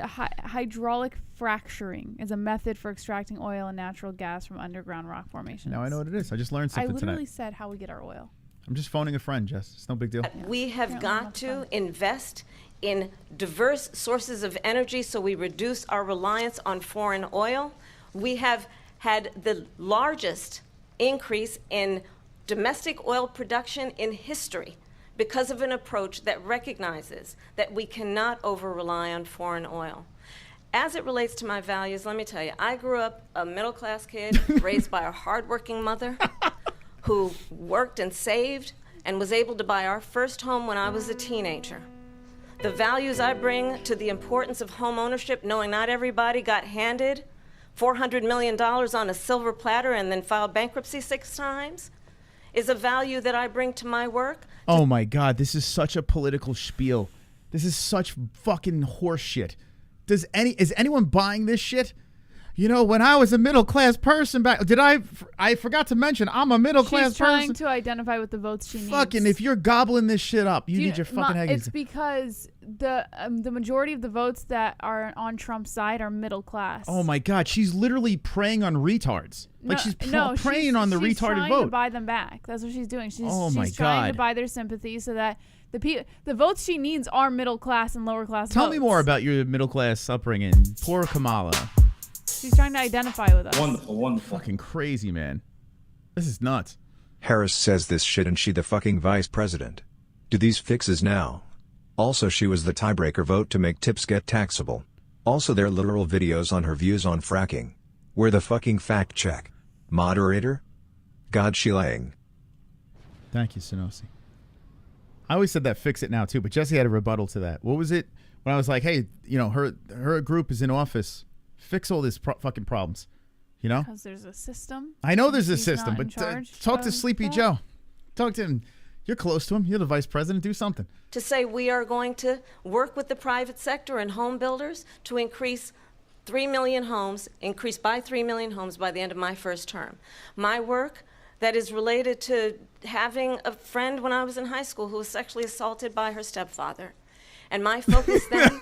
Look at her pretending she's emotional. Bro, are you kidding me? Oh, my God. This is like All My Children. This is fucking like a soap opera. She's literally using someone's trauma for her benefit. Listen. Friend when I was in high school who was sexually assaulted by her stepfather. And my focus then... She used her friend in high school that was assaulted by... She's using it. Trauma. Listen again. Here we go. By the end of my first term. My work... that is related to having a friend when I was in high school who was sexually assaulted by her stepfather. What? That's so fucked up, dude. Yeah, use that girl. Did you get her? Hopefully you got her. I bet she doesn't even talk to her anymore. Oh, my God. They're probably Facebook friends. Oh, that's horrible, dude. That's so fucked up. Could you fucking believe this? And my focus then on protecting women and children from violent crime is based on a value that is deeply grounded in the importance of standing up for those who are most vulnerable. My work that is about protecting Social Security and Medicare is based on long-standing work that I have done, protecting seniors from scams. My values have not changed. And what is important is that there is a president who actually brings values and a perspective that is about lifting people up and not beating people down and name-calling. The true measure of the leader. Yeah. Listen, I want my leader to be a fucking leader. I don't want my leader to, you know, like, what the fuck? It's not an insult. Is the leader who actually understands the strength is not in beating people down, it's in lifting people up. I intend to be that president. President Trump. Oh my God, that was so like scripted soap opera. Like, am I? All right, help me out here because I like I said, I dabbled in that. No, I agree. I think this was all like something that was probably given to her by the administration of like just stick to the script. That was the phoniest shit I saw yet tonight. Like, listen, I'm not saying Trump is a fucking saint, and he's lied throughout, you know, this thing as well. I'm sure there are things that are a little fibbed by Mr. Trump as well. But at no point did I ever feel, oh, here's Trump's script. You know what I'm saying? Like he's fucking speaking from his cold heart. Because nobody tells Trump what to do. And I fucking like it. What to say. Trump says whatever the fuck he wants to say. This is nuts. This is crazy. The weirdest shit ever. I believe Harris was also the tiebreaker when it came to the vote that allowed the IRS to make you report anything over $500. Was she? This vagina-necked bitch sits there pretending to be for the common folk? Bitch has sucked one dick too many. She's insufferable. Can we look this up? Wait, what happened? I believe Harris was also the tiebreaker when it came to the vote that allowed the IRS to make you report anything over $500. Is that true? Is there any truth? Does anyone know if there's any truth to that? I don't know. If everyone could fact check that. I don't know. Where do you find that information? One more thing. If she got more domestic oil, why are prices higher now? First year of Biden, the pipeline was called off. Also can't claim protect most vulnerable when illegals are killing girls. That was your job. Holy shit, this job bad. Okay, here's Trump's response. Thank you guys. Appreciate it. Man, oh man. I feel like the wheels are falling off. So I wasn't given $400 million. I wish I was. My father was a Brooklyn builder, Brooklyn, Queens, and a great father, and I learned a lot from him. But I was given a fraction of that, a tiny fraction, and I built it into many, many billions of dollars, many, many billions. And when people see it, they are even surprised. So we don't have to talk about that. Fracking, she's been against it for 12 years. Defund the police, she's been against that forever. She gave all that stuff up very wrongly, very horribly, and everybody's laughing at it, okay? They're all laughing at it. She gave up at least 12 and probably 14 or 15 different policies. Like, she was big on defund the police. In Minnesota, she went out, wait a minute, I'm talking now. You don't mind, please. Does that sound familiar? Oh, because she went out. Oh my God! So Kamala did that to Trump? Who'd she do that to? I think it was Trump. No, I think she did it to Biden. Didn't she? Didn't she debate Biden? Was it? No, I think she did it to Trump. Didn't Where she? was that? What's that reference from? Because he did take a shot. She goes, "Wait a minute, I'm talking now." I think I have the Hold on. What was that from, guys? Hold on. I can't remember. I don't remember, man. I think it was I'm speaking. She said, "I'm speaking now." She did it to Trump. When she do it to Pence? Trump? Was it Pence? When did she do it to Trump? I think it was Mike Pence. Hold on, let me see if I can. I'm pretty sure it was Mike Pence. Oh, Mike Pence debate. There it is. Yeah, Scott Young. Yeah. It was Mike Pence. Hold on. Oh my God, that's so fucking funny. I'm speaking. So he purposely tried to stay as calm as possible so she would interrupt him. Dude, that's so fucking funny. Went out. Wait a minute, I'm talking now. If you don't mind, please. Does that sound familiar? I'm speaking. I'm speaking. Oh, wait, hold on. Look at her face. Look at her face. Wait. Oh, my God. It's like she just got fucking mule kicked right in the twat. Hold on. Oh, my God. Oh, my God. This is crazy, man. Well, let's get but Susan, this is important. Susan, I want to add, but Mr. Vice President, I'm speaking. I'm speaking. Yep. Yeah, let's talk about packing the corner. I'm speaking. She said I'm speaking. They sold T-shirts. She went out in Minnesota and wanted to let criminals that killed people, that burned down Minneapolis, she went out and raised money to get them out of jail. She did things that nobody would ever think of. Now she wants to do transgender operations on illegal aliens that are in prison. This is a radical left liberal that would do this. She wants to confiscate your guns, and she will never allow fracking in Pennsylvania. If she won the election, fracking in Pennsylvania will end on day one. Just to finish one thing so important in my opinion. So I got the oil business going like nobody has ever done before. When they took over, they got rid of it, started getting rid of it, and the prices were going up the roof. They immediately let these guys go to where they were. I would have been 5 times, 4 times, 5 times higher, because you're talking about 3.5 years ago. They got it up to where I was because they had no choice, because the prices of energy were quadrupling and doubling. You saw what happened to gasoline. So they said, let's go back to Trump. But if she won the election, the day after that election, they'll go back to destroying our country, and oil will be dead, fossil fuel will be dead, we'll go back to windmills, and we'll go back to solar, where they need a whole desert to get some energy to come out. You ever see a solar plant? By the way, I'm a big fan of solar, but they take 400, 500 acres of desert President soil. Trump, we have a These lot are of not good issues things that for we the have to get to. environment, as We're she out of time. understands. Thank you. You know what's crazy? Like, we switched to, I was going to go to electric. I was very close to doing it. And I'm not against electric cars or anything like that, but I don't feel as bad on gas again, because these batteries, how they're being made and the resources, the lithium plants, that they're using, and what they're doing, to the environment, it's more disposing. harmful. They haven't really figured that out. So, people change. People understand how things work. Trump kind of hit that one out of the park, I think. Damn. I feel like I gotta piss. I should be having this coffee. Well, hurry up, because I gotta bounce now, because Logan's starting to stir a little bit. Let's see. Pennsylvania is a fentanyl state. Yeah, they touched on it a little bit, John Carter, but I kind of wanted them to go further into that because I see all the time, like I'm always on social media, and I'm always seeing something about someone who is affected by fentanyl. Like, you know how people are doing that Forever 15 or Forever 17 or like whatever age it is that these kids are dying from taking these pills laced with fentanyl. And it's like terrifying because I have kids and I'm like, oh fuck, like I really hope that they don't get themselves. A lot of these kids who died from it, it's like an accident. Like they thought they were taking Tylenol and it ended up being something laced with fentanyl, and some of the people who gave it to them like knowingly, like willingly gave it to them knowing what would happen. And it's like it's scary, but they only touched on it a little bit when they were talking about like people letting drugs across the country or across the border and stuff like that.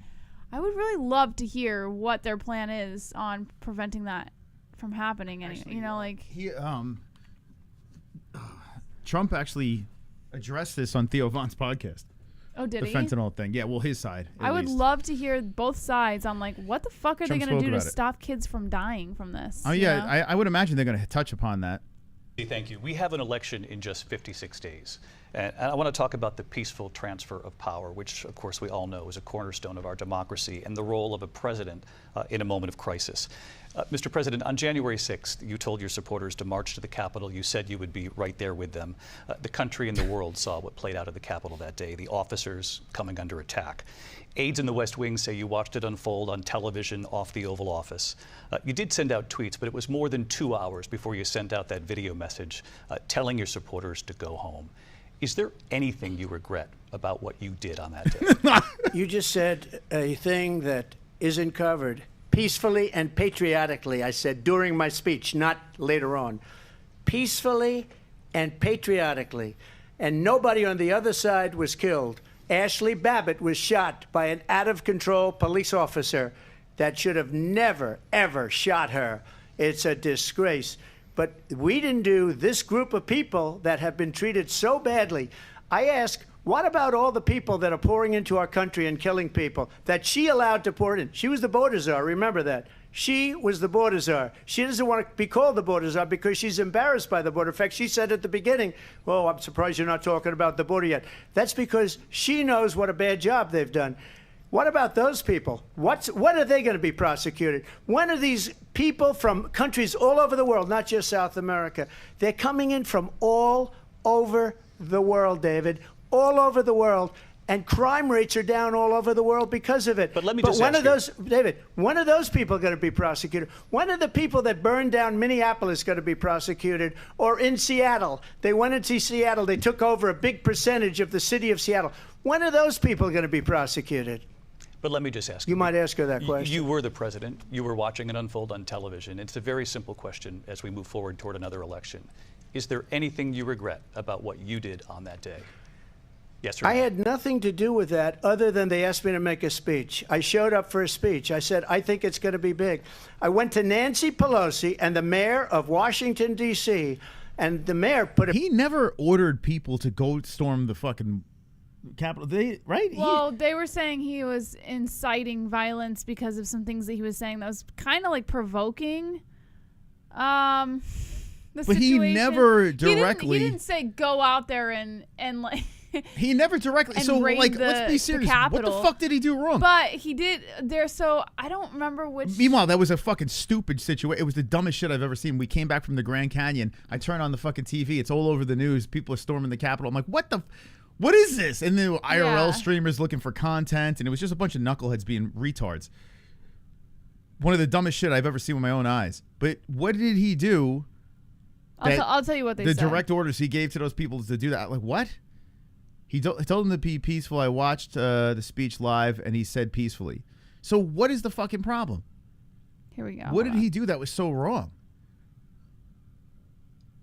Like, I still don't know what this is. Like, what are they trying to pin him for? I'll tell you what they said. There's here, transcript. Here we go. It's nuts. So they were saying that he incited the violence from it, saying we fight like hell, and if you don't fight like hell, you're not going to have a country anymore. So whoever said that he said to go peaceful, he did technically say to go there and be peaceful, but then he followed it up with like other words that people took a little too seriously. And so they accused him of inciting violence. So by this, the moderator's saying, is there anything you regret? He's trying to get him to say that he was responsible for the Capitol riot. Yeah. Now, by Trump not, what would be a better strategy by Trump here, right? Should he respond by saying, well, you know what, I regret saying this? Does that, or now it looks like he doubts himself, so I guess he's not going to. No, I think he should stick to his guns. He didn't tell them to go riot the Capitol. But I'm just saying, like, what do you do if you want to become president? What do you do? I say stick to your guns. You know, say it's unfortunate what happened. You know, hold on. He didn't say to fight. He was referring to Pence thing, says Joe Mama. No, I have the transcript right here, dude. Here, I'll pull it But up what was he again. referring to though? That the Capitol. But Them no, they going to might the have Capitol. quoted him in the wrong way. Trump's January 6th speech, Remember this, a key before- part of the impeachment trial. Hold on, but remember this. What article? What are you getting this from? NPR.org. It's an organization. Okay. Keep in mind this. Even us, the media, has gotten a story completely wrong. This is not right? a tabloid. This is not coming from a tabloid. Okay. So I read that phrase, we fight like hell, and if you don't fight like hell, you're not going to have a country anymore. His defense lawyers, however, point to a different passage in which Trump said, I know that everyone here will soon be marching over to the Capitol building to peacefully and patriotically make your voices heard. Yeah. They argue that his words were not a call for actual violence and lawlessness. That's Trump's side saying that. Yeah. The Democrats have pointed to one phrase in particular that, as they argue that Trump incited those present to march down Pennsylvania Avenue toward the Capitol, which was the quote that I had just read. So that quote of them going and fighting like hell was the quote they were using in court to try and say that Trump was inciting violence at the Capitol. Okay, so out of context. Yes, out of context. He Put it didn't back mean in- it the way that they took it. Yeah, so then he shouldn't apologize. Writing, as you know, I said, this is going to be a very big rally or whatever you want to call it. And again, it wasn't done by me. It was done by others. I said, I'd like to give you 10,000 National Guard or soldiers. They rejected me. Nancy Pelosi rejected me. It was just 2 weeks ago. Her daughter has a tape of her saying she is fully responsible for what happened. They want to get rid of that tape. Huh? It would have never happened if Nancy Pelosi and the mayor of Washington did their jobs. I wasn't responsible for security. Nancy Pelosi was responsible. She didn't do her job. The question was about you as president, not about former Speaker Pelosi, but I do want Vice President Harris to respond here. I was at the Capitol on January 6th. I was the vice president-elect. I was also an acting senator. I was scared there. for my life. And on that day, the President of the United States incited a violent mob to attack our nation's capital, to desecrate our nation's capital. On that day, 140 law enforcement officers were injured, and some died. And understand, the former president has been indicted and impeached for exactly that reason. But this is not an isolated situation. Let's remember Charlottesville. Do you think she's acting good or what? What do you think? She does the me, poor me. She does Is that anyone a lot. is anyone believing this nonsense? I want to know anyone in chat buying the this. reason why it's hard to buy is because how does the influx, how does her tone of voice change so dramatically so quickly? It just doesn't make sense. It screams acting. Yeah. It screams. She's rehearsed this. She's acting it's fucking crazy. It's Talk like a human. When she needs to be sad and miserable, it goes like this. Make sure you look into the camera too. Make sure don't leave those guys out. Trump didn't look in the camera once. I was also telling Moss, it kind of reminds me of Amber Heard a little bit, like how Amber Heard stared at the jury trying to convince them. It's like she's staring through the camera at us, trying to convince us of her words. It's so weird. Yeah, it's so a uncomfortable. politician thing to do though. A lot of them do that to try to get, because you feel like they're talking to you. It's uncomfortable. I don't like it. There was a mob of people carrying tiki torches, spewing anti-Semitic hate. And what did the president then? I'm sorry, I don't mean to laugh.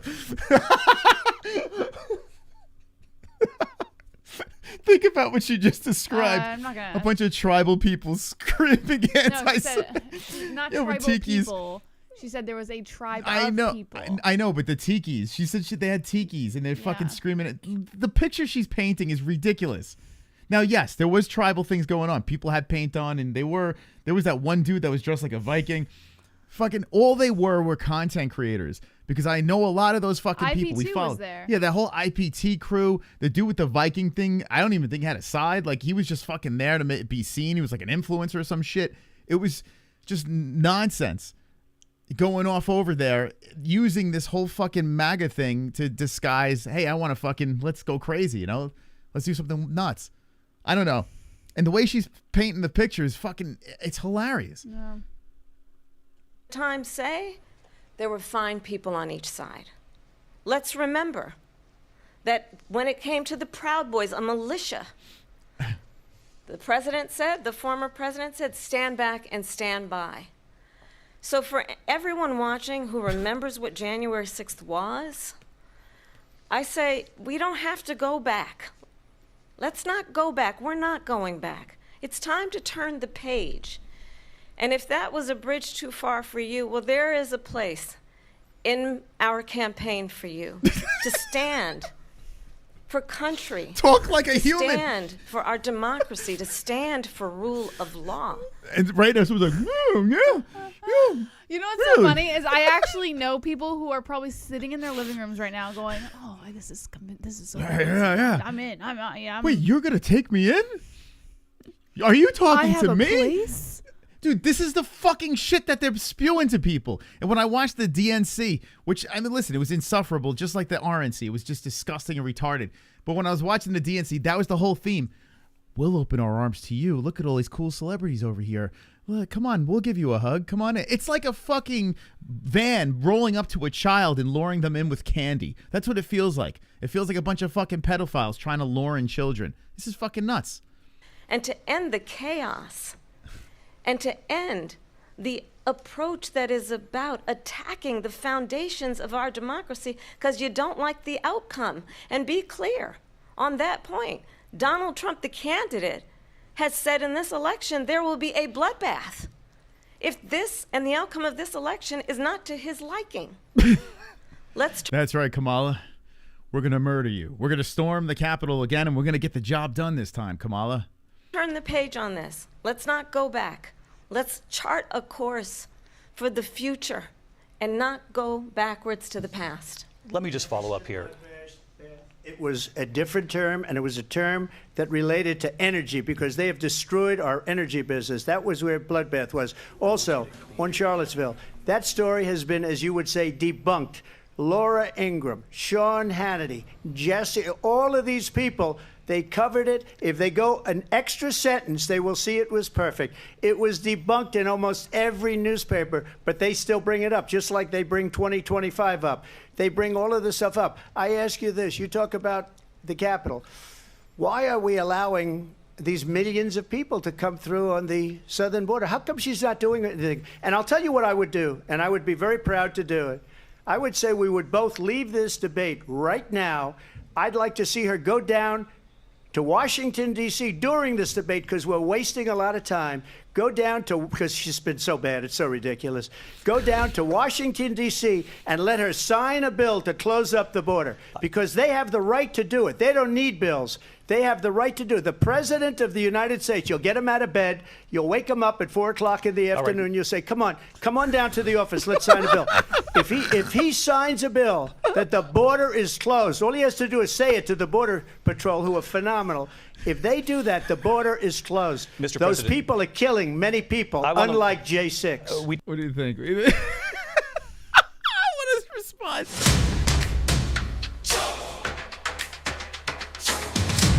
Did someone say rape? There he is. CHAMA. CHAMA. Dead stone faced with an invisible bow and arrow. CHAMA. CHAMA. Let's go. What a donation. She just doesn't come off as genuine. If you can read people at all, it's actually gross. This is just weird. Yeah. Well, she's being a politician, right? So, I mean, she's playing the politician game, but it's super untrustworthy. You know, at least Trump is talking like a real dude. You know. We talked immigration here tonight. I do want to focus on this next issue to both of you because this it really dude looks like something out of a Toy Story, doesn't he? Look like he felt like a liberal, Moss. like he looks like what? That's racist, Jesse. What? How is that racist? That's so racist, Jesse. I can't believe you. Okay. That's what a liberal looks like? He's got that like typical liberal face, that uppity like. Are you saying Woody from Toy Story is racist? I mean, liberal? Whoops. Excuse me. Anyway, brings all right. us this into focus, truth in these times that we're living in. Mr. President, for 3.5 years after you lost the 2020 election, you repeatedly falsely claimed that you won, many times saying you won in a landslide. In the past couple of weeks leading up to this debate, that's what I look like without a beard. I grew my beard, my conservative beard in. Right, Jez? I actually used to look like this guy when I was liberal. Yeah. Right? Because I was liberal at one point. No? What do you think about that, me looking like that? You have said, quote, you lost by a whisker, that you, quote, didn't quite make it, that you came up a little bit short. I said that? Are you now acknowledging that you lost in 2020? No, I don't acknowledge that at all. But I you said did that say sarcastically. You know that. It was said, oh, we lost by a whisker. That was said sarcastically. Look, there's so much proof. All you have to do is look at it. And they should have sent it back to the legislatures for approval. I got almost 75 million votes, the most votes any sitting president has ever gotten. I was told if I got 63, which was what I got in 2016, you can't be beaten.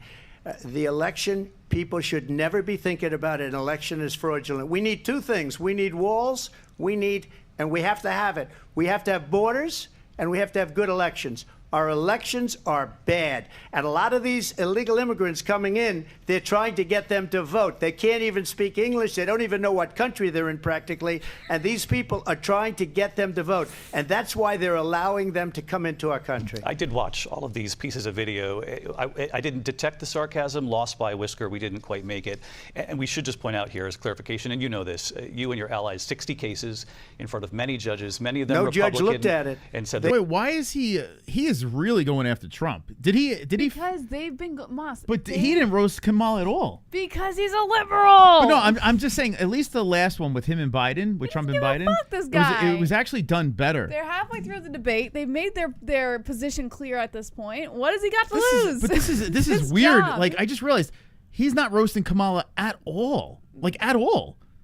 Why do you think that is, Moss? The last debate was actually on the other side again.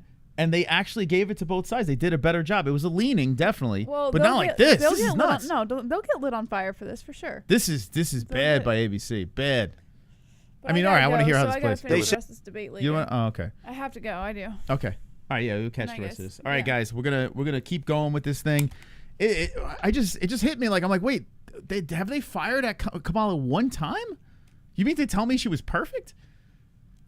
There's not one hot. I mean, maybe there's something that's going to come up. If you could yank this out. All right, let's get back into this. Said we didn't have standing. That's the other thing. They said we didn't have standing, a technicality. Can you imagine a system where a person in an election doesn't have standing? The president of the United States doesn't have standing. That's how we lost. If you look at the facts, and I'd love to have you'll do a special on it. I'll show you Georgia, and I'll show you Wisconsin, and I'll show you Pennsylvania, and I'll show you. We have so many facts and statistics, but you know what? That doesn't matter because we have to solve the problem that we have right now. That's old news. And the problem that we have right now is we have a nation in decline, and they have put it into decline. We have a nation that is dying, David. Mr. President, thank you. Vice President Harris, you heard the president there tonight. He said he didn't say that he lost by a whisker. So he still believes he did not lose the election that was won by President Biden and yourself. But I do want to ask you about something that's come up in the last couple of days. This was a post from President Trump about this upcoming election just weeks away. He said, when I win, those people who cheated, and then he lists donors, voters, election officials, he says will be prosecuted to the fullest extent of the law, which will include long-term prison sentences. One of your campaign's top lawyers responded saying, we won't let Donald Trump intimidate us. We won't let him suppress the vote. Is that what you believe he's trying to do here? Is he? Donald Trump was fired by 81 million people. You hear how, So let's be clear. You hear how he delivered that fucking question? What? About that, and clearly he is Did having. you hear how he delivered? Like, we're getting a total different vibe going in the other direction. Wonderful, wonderful. This beta bitch of a man. I looked up some stats. 100% positive coverage for Harris, 93% negative coverage Trump. Also no, she never gets anything like that. 3 versus 1. Dude, that's wild, man. Listen, man. That's fucking crazy. It's like he fed her a cookie. She's about to hit the home run now. A very well, let's see if she hits it. difficult time processing that. But we cannot afford to have a president of the United States who attempts, as he did in the past, to upend the will of the voters in a free and fair election. And I'm going to tell you that I have traveled the world as Vice President of the United States, and world leaders are laughing at Donald Trump. I have talked with military leaders, some of whom worked with you, and they say you're a disgrace. And when you then talk in this way... But he fired them, so it doesn't matter. It doesn't matter what they say. It doesn't matter. He fired him, right? In a presidential debate and deny what over and over again are court cases you have lost because you did, in fact, lose that election. It leads one to believe that perhaps we do not have in the candidate to my right the temperament or the ability to not be confused about fact. That's deeply troubling, and the American... Is it me or is she talking like Christopher Walken now? You guys hearing that? Perot's. I can't do Christopher Walken, but anyway. People deserve better. I'll give you 1 minute to respond, Mr. President. Let me just tell you about world leaders. Viktor Orban, one of the most respected men, they call him a strong man. He's a tough person, smart. Prime Minister of Hungary. They said, why is the whole world blowing up? 3 years ago it wasn't. Why is it blowing up? He said, because you need Trump back as president. They were afraid of him. China was afraid, and I don't like to use the word afraid, but I'm just quoting him. China was afraid of him. North Korea was afraid of him. Look at what's going on with North Korea, by the way. He said Russia was afraid of him. I ended the Nord Stream 2 pipeline, and Biden put it back on day one, but he ended the XL pipeline. The XL pipeline in our country, he ended that. But he let the Russians build a pipeline going all over Europe and heading into Germany, the biggest pipeline in the world. Look, Viktor Orban said it. He said the most respected, most feared person is Donald Trump. We had no problems when Trump was president, but when this weak, pathetic man that you saw at a debate just a few months ago, that if he weren't in that debate, he'd be running instead of her. She got no votes. He got 14 million votes. What you did, you talk about a threat to democracy. He got 14 million votes, and they threw him out of office. And you know what? I'll give you a little secret. He hates her. He can't stand her. But he got 14 million votes. They threw him out. She got 0 votes. And when she ran, she was the first one to leave because she failed. And now she's running. I don't understand it, but I'm okay with it because your time is I think we're going to do very well. We've got a lot more to get to. Turning now to the Israel-Hamas war and the hostages who are still being held, Americans among them.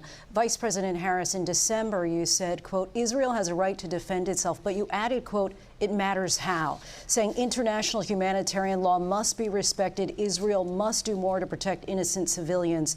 You said that 9 months ago. Now an estimated 40,000 Palestinians are dead. Nearly 100 hostages remain. Just last week, Prime Minister Benjamin Netanyahu said there's not a deal in the making. President Biden has not been able to break through the stalemate. How would you do it? Well, let's understand how we got here. On October 7, Hamas, a terrorist organization, slaughtered 1,200 Israelis. Many of them young people who were simply attending a concert. Women were horribly raped. And so absolutely, I said then, I say now, Israel has a right to defend itself. We would. And how it does so matters. Because it is also true, far too many innocent Palestinians have been killed. Children, mothers. What we know is that this war must end. It must end immediately, and the way it will end is we need a ceasefire deal and we need the hostages out. And so we will continue to work around the clock on that. Work around the clock, also understanding that we must chart a course for a two-state solution. And in that solution, there must be security for the Israeli people and Israel, and in equal measure for the Palestinians. But the one thing I will assure you always, I will always give Israel the ability to defend itself, in particular as it relates to Iran, and any threat that Iran and its proxies pose to Israel. But we must have a two-state solution where we can rebuild Gaza, where the Palestinians have security, self-determination, and the dignity they so rightly deserve. President Trump, how would you negotiate with Netanyahu and also Hamas in order to get the hostages out and prevent the killing of more innocent civilians in Gaza? If I were president, it would have never started. If I were president, Russia would have never, ever, I know Putin very well, he would have never, and there was no threat of it either, by the way, for 4 years, have gone into Ukraine and killed millions of people when you add it up, far worse than people understand what's going on over there. But when she mentions about Israel, all of a sudden, she hates Israel. She wouldn't even meet with Netanyahu when he went to Congress to make a very important speech. She refused to be there because she was at a sorority party of hers. She wanted to go to the sorority party. She hates Israel.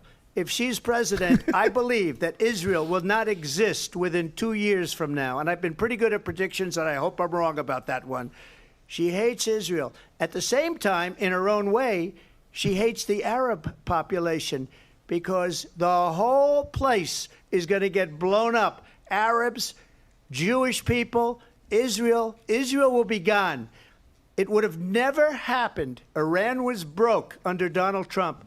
Now Iran has $300 billion because they took off all the sanctions that I had. Iran had no money for Hamas or Hezbollah or any of the 28 different spheres of terror, and they are spheres of terror, horrible terror. They had no money. It was a big story, and you know it. You covered it very well, actually. They had no money for terror. They were broke. Now they're a rich nation, and now what they're doing is they're spreading that money around.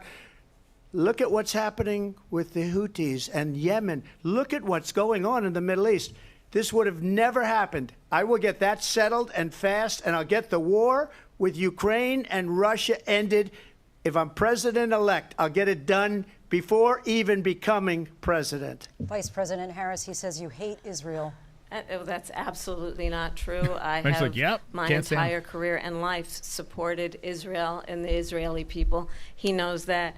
He's trying to, again, divide and distract from the reality, which is it is very well known that Donald Trump is weak and wrong on national security and foreign policy. It is well known that he admires dictators, wants to be a dictator on day one, according to himself. It is well known that he said of Putin that he can do whatever the hell he wants and go into Ukraine. It is well known that he said when Russia went into Ukraine, it was brilliant. It is well known he exchanged love letters with Kim Jong-un. And it is absolutely well known that these dictators and autocrats are rooting for you to be president again because they're so clear. They can manipulate you with flattery and favors. And that is why I look at it like this. If he could befriend these fucking people, these animals that are dictators, isn't that a good thing? Or are the dictators using Trump? Trump is like the biggest user ever. He's how many? Wouldn't you want the fucking president to have a good relationship with horrific people? You know, just. So many military leaders who you have worked with have told me you are a disgrace. That is why we understand that we have to have a president who is not consistently weak and wrong on Vice national President security, Harris. including the importance of upholding and respecting in highest regard our military. Vice President Harris, thank you. They're the ones, and she's the one that caused it, that's weak on national security by allowing every nation last month for the most of his businesses did not fail. In business, if you spread yourself out and you're involved in a million different things, you're going to have failures. He had failures, right? But ultimately, as a businessman, would you call his career a failure? Like, I mean, people could get screwed. Things are gonna fall apart. You know, not everything's gonna work. But you look at the overall resume, right? And I think that's what people are missing when they're going. And I'm not even a Trump guy.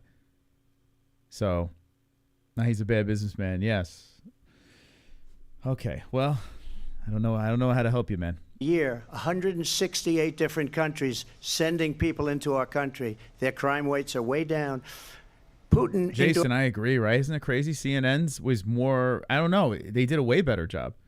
And that had fucking Biden involved. Endorsed her last week, said, I hope she wins. And I think he meant it, because what he's gotten away with is absolutely incredible. It wouldn't have happened with me. The leaders of other countries think that they're weak and incompetent, and they are. They're grossly incompetent. And I just ask one question. Why does Biden go in and kill the Keystone Pipeline and approve the single biggest deal that Russia's ever made, Nord Stream 2, the biggest pipeline anywhere in the world going to Germany and all over Europe? Because they're weak and they're ineffective. And Biden, by the way, President gets paid Trump, a lot of money. Thank you. We have a lot of issues to get to. We'll be right back with much more of this historic ABC News presidential debate from the National Constitution Center right here in Philadelphia. Bathroom break. How much more of this shit is there, man? Okay, hold on a second. I gotta take a piss anyway. Let's see. How many more? Like, what the fuck, man? This is long. All right, so it's up until here. No, we can get there. We can make it. 13 minutes? Okay, looks like, yeah. I don't fucking know. No, where were we at? 40. Somewhere around here. All right, we'll get there. We'll get there, guys. We'll make this happen. Wonderful, wonderful. Hearns, baby. How are they stopping drugs coming into the country if they're doing business with the people doing it? Contras in Nicaragua or the Wachovia scandal? Mexico laundered $375 billion 2006 to 2009. No arrest, only small fines to the bank's comedy. Man. Fucking hell. It's crazy, man. Thank you, Hearns. Thank you very much. All right, they're going to a break. When we come back, we're going to complete the beautiful debate that's going on here. What do you guys think so far? It's been interesting. It's been an interesting ride. It does feel like we're starting to swing in the direction of, like, you know, a lopsided against a specific person. But listen, we're getting to see these guys go at it. We shall see. We shall see. All right, I'll be right back. The browns love it. The yellows love it. Oh, could it be? It is the MMA-HOLES.TV. It is the MMA-HOLES.TV. The whites love it. The reds love it. Oh, could it be? It is the MMA-HOLES.TV. It is the MMA-HOLES.TV. The mix love it. The inbred love it. Oh, could it be? It is the MMA-HOLES.TV. Oh, what could it be?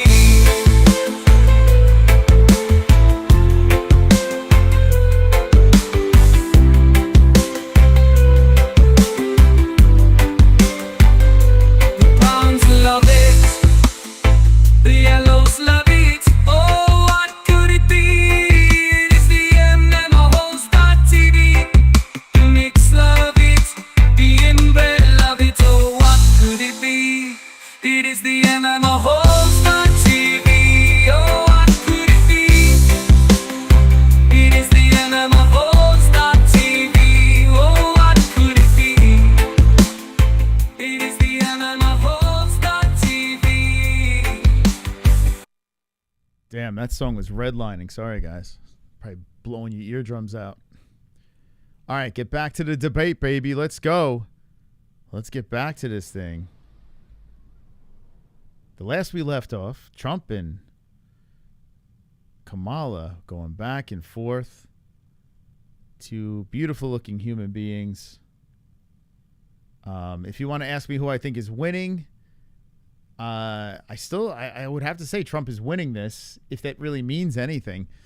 I don't know how much it means because, you know, people are just going to buy into whatever they want to hear, you know. But I'm trying to, I want to find something that I can like in Kamala. Like, I'm trying to find something. I'm trying to find where is the allure with Kamala. I just can't, I can't get it. It's just too scripted, too soap opera acting. Like, it's weird, man. It's a weird thing. I thought the show is over. What the fuck? How dare you? I want to turn to the war in Ukraine. We're now 2.5 years into this conflict. Mr. President, it has been the position of the Biden administration that we must defend Ukraine from Russia, from Vladimir Putin, to defend their sovereignty, their democracy, that it's in America's best interest to do so, arguing that if Putin wins, he may be emboldened to move even further into other countries. You have said you would solve this war in 24 hours. You said so just before the break tonight. How exactly would you do that? And I want to ask you a very simple question tonight. Do you want Ukraine to win this war? I want the war to stop. I want to save lives that are being uselessly, people being killed by the millions. It's the millions. It's so much worse than the numbers that you're getting, which are fake numbers. Look, we're in for 250 billion or more because they don't ask Europe, which is a much bigger beneficiary to getting this thing done than we are. They're in for $150 billion less because Biden and you don't have the courage to ask Europe like I did with NATO. They paid billions and billions, hundreds of billions of dollars when I said, either you pay up or we're not going to protect you anymore. So that's maybe one of the reasons they don't like me as much as they like weak people. But you take a look at what's happening. We're in for 250 to 275 billion. They're into 100 to 150. They should be forced to equalize. With that being said, I want to get the war settled. I know Zelensky very well, and I know Putin very well. I have a good relationship, and they respect your president, okay? They respect me. They don't respect Biden. How would you respect him? Why? For what reason? He hasn't even made a phone call in 2 years to Putin, hasn't spoken to anybody. They don't even try and get it. That is a war that's dying to be settled. I will get it settled before I even become president. If I win, when I'm president-elect, and what I'll do is I'll speak to one, I'll speak to the other, I'll get them together. That war would have never happened. And in fact, when I saw Putin after I left, unfortunately left because our country has gone to hell.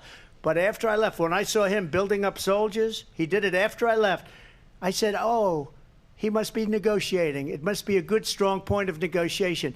Well, it wasn't, because Biden had no idea how to talk to him. He had no idea how to stop it. And now you have millions of people dead, and it's only getting worse, and it could lead to World War III. Don't kid yourself, David.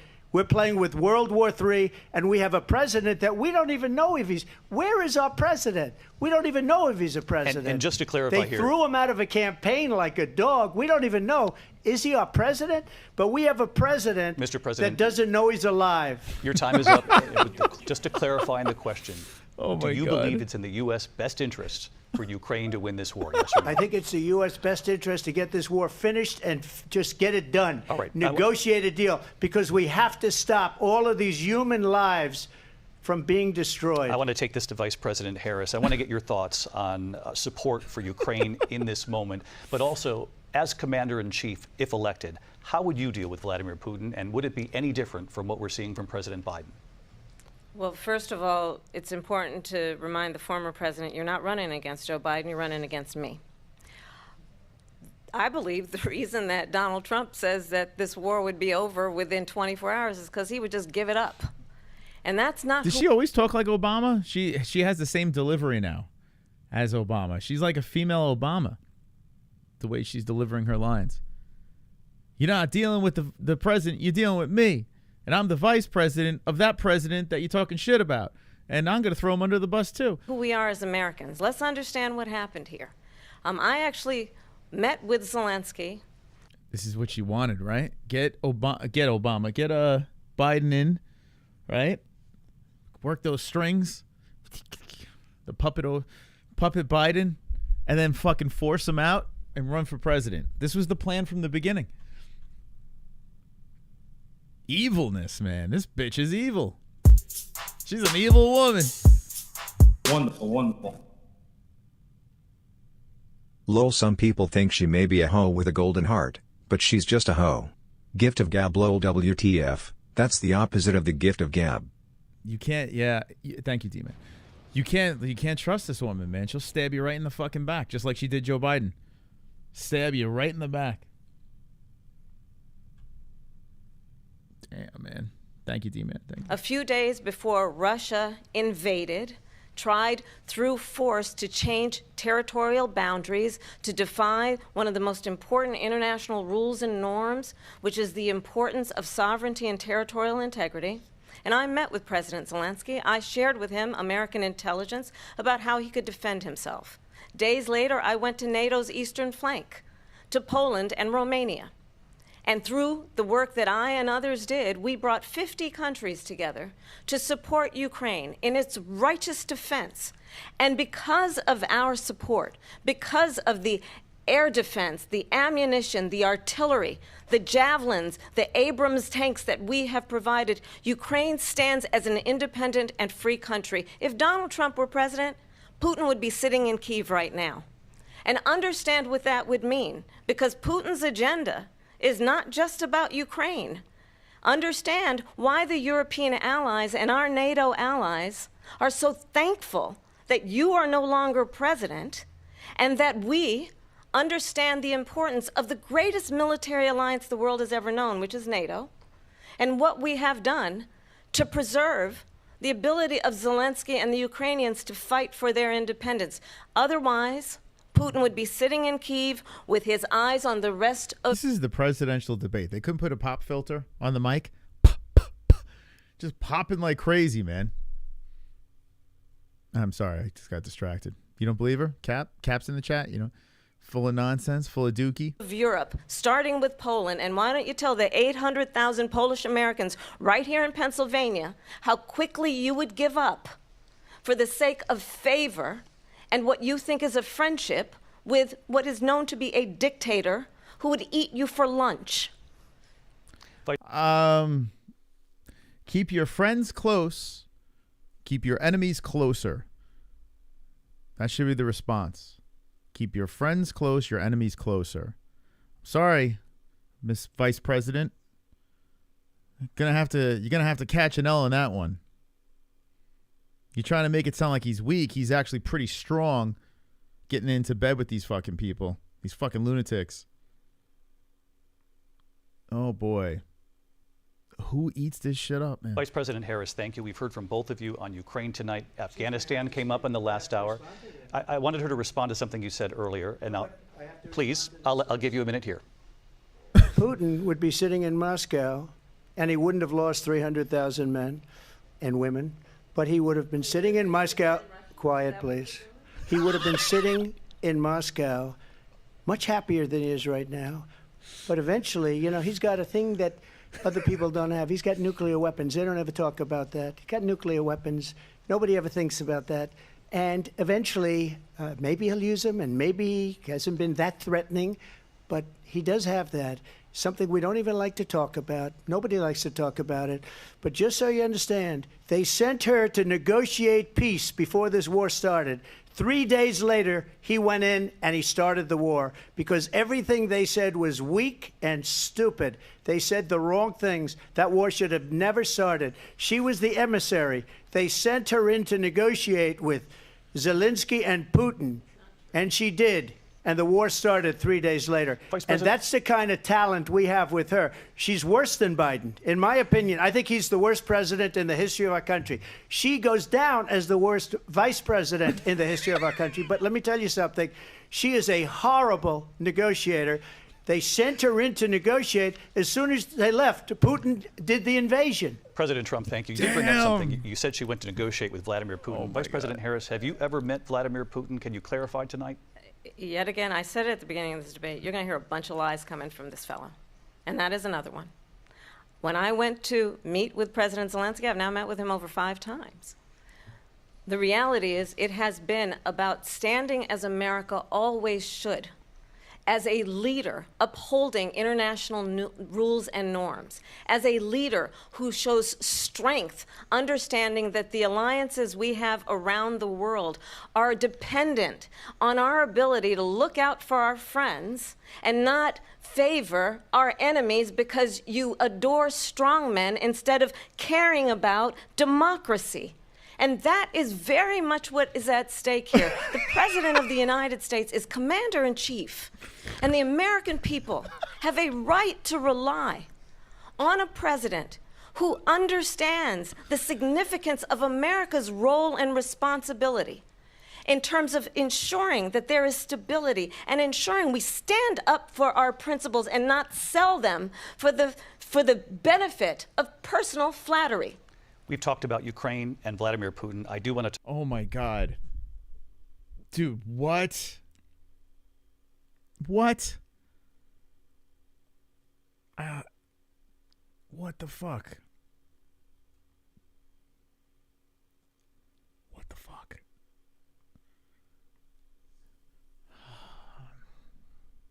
Talk about Afghanistan. It came up in the first hour of this debate.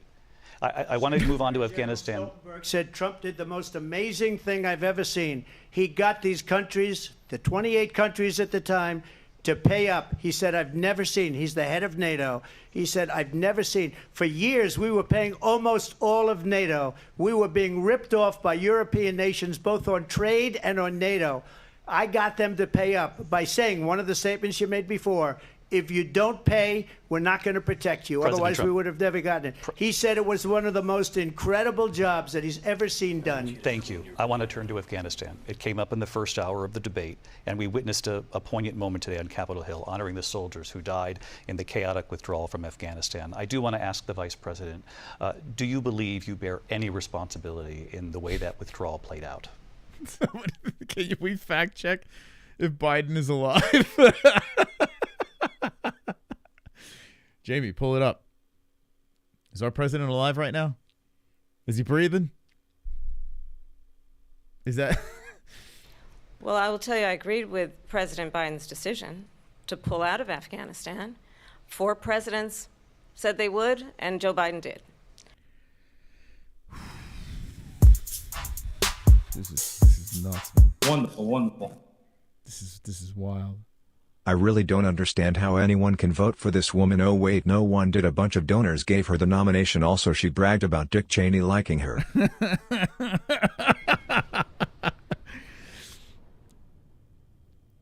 I don't know.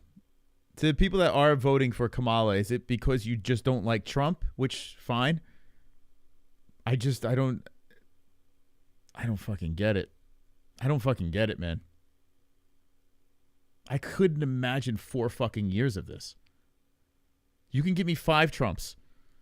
Give me 20 years of Trump over any years of Kamala. We're good. This is nuts, man. I was hoping that I would get a little something out of this from this side, and I don't know, maybe she'll end strong here, but I don't know, it's fucking crazy. And as a result, America's taxpayers are not paying the $300 million a day we were paying for that endless war. And as of today, there is not one member of the United States military who is in active duty in a combat zone in any war zone around the world, the first time this century. But let's understand how we got to where we are. Donald Trump, when he was president, negotiated one of the weakest deals you can imagine. He calls himself a deal maker. Even his national security advisor said it was a weak, terrible deal. And here's how it went down. He bypassed the Afghan government. He negotiated directly with a terrorist organization called the Taliban. The negotiation involved the Taliban getting 5,000 Taliban terrorists released. And get this. And the president at the time invited the Taliban to Camp David, a place of storied significance for us as Americans, a place where we honor the importance of American diplomacy, where we invite and receive respected world leaders. And this former president, as president, invited them to Camp David because he does not again appreciate the role and responsibility of the President of the United States to be She forgot part of the speech. Slipped her mind for a second. Commander-in-Chief with a level of respect.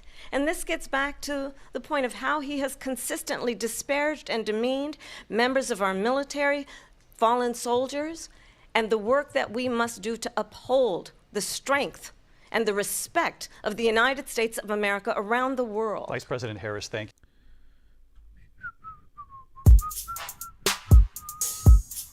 Wonderful, wonderful. Instead of active duty military, it's government contractors and military contractors stealing all your money while basically fucking doing nothing but extending a war in Ukraine. Sounds about right. Thank you, Chubbs.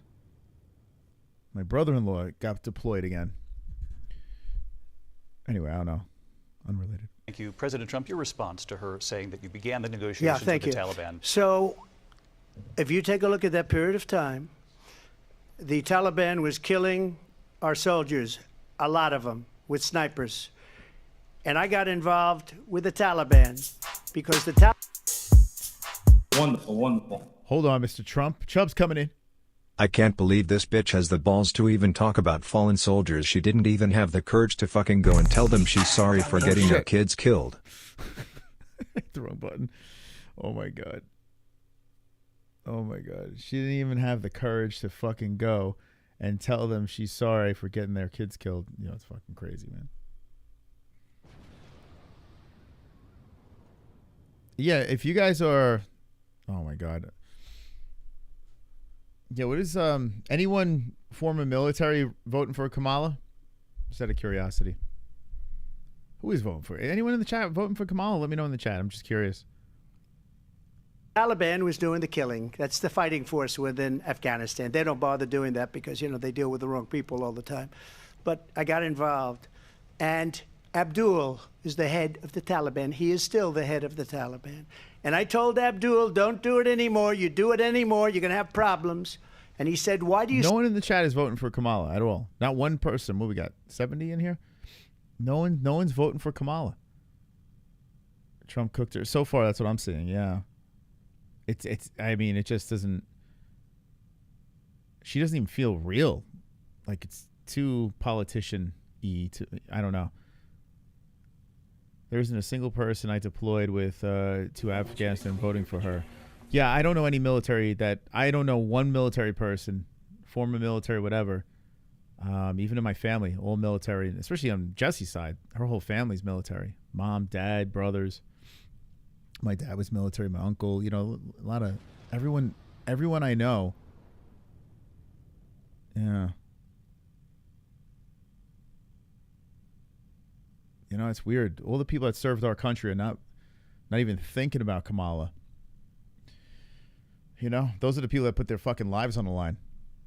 And then knuckleheads that, you know, are pushing pencils and going to protests and shit like that and smelling like crap because they're not fucking showering in 10 days. I feel like those are the people that are going for Kamala. Why is it that not one person that served this country wants Kamala? Let me guess, they're all brainwashed? Is that what it is? I don't know, man. That's kind of alarming, no? She's a hoe. She's a hoe. She could be. I'm voting for carnage. It's why we fight so they can practice their freedom of speech. What are you saying there? So who are you voting for, John? Just out of curiosity. It's why we fight so they can practice their freedom of speech. Oh, so are you former military? I probably read that wrong. You're former military, or you're our military, and yeah, it's crazy, man. Right? Put your lives on the line. Everyone's fucking going for Trump. She was an escort. Trump said my comrades are losers for dying for their stupid wars, so I think he's a clown too. Are you a military, Lord of the Pies? You former military? Because I don't know even in law enforcement, I got family in law and friends in law enforcement. They're all going Trump too. I'm sure that might be mixed. It's okay. Listen, if you're going for Kamala, I'm not gonna fucking roast you. It's just I'm just trying to find the logic in it. That's all.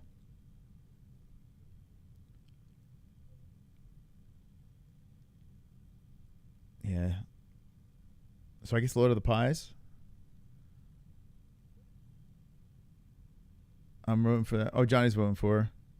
It's only because of January 6th. Both. Yeah, but he didn't do anything. Like Trump didn't. I mean, people are acting like he sent those people there. He didn't. He didn't send them there to fucking do what they did. You know what I'm saying? That was a little twisted. I mean, it's a little twisted. We even fact checked when we watched back. I don't know if you were here the whole time. But if you're just voting for Kamala because of January 6th, that's incredibly alarming. Not for, the cost of everything to go down. So you like where we're going right now? Just January 6th is that's crazy to me. That can't be the only reason. You don't fight so they can practice freedom of speech. We have not had a real war since World War II. Oh boy, that's what? Oh, you are in the Army? Okay. That's you go to serve, man. It's not the severity of the fucking war or the time. I mean, once you put your time in there, you protect, you're giving your life for the country no matter what situation we're in.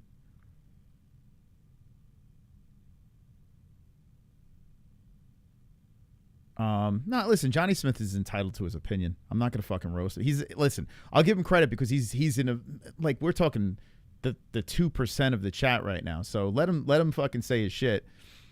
I'm just trying to find the logic within it. That's all. January 6th, listen, I remember that being fucking crazy. Like, I remember coming home and like, what the hell? We came, the one actual sort of little vacation we went on, like a little weekend getaway at what's it called? The Grand Canyon. And I remember turning the TV on. I'll never forget. I'm like, what the fuck is this? The whole thing seemed nuts. Seemed absolutely nuts. But I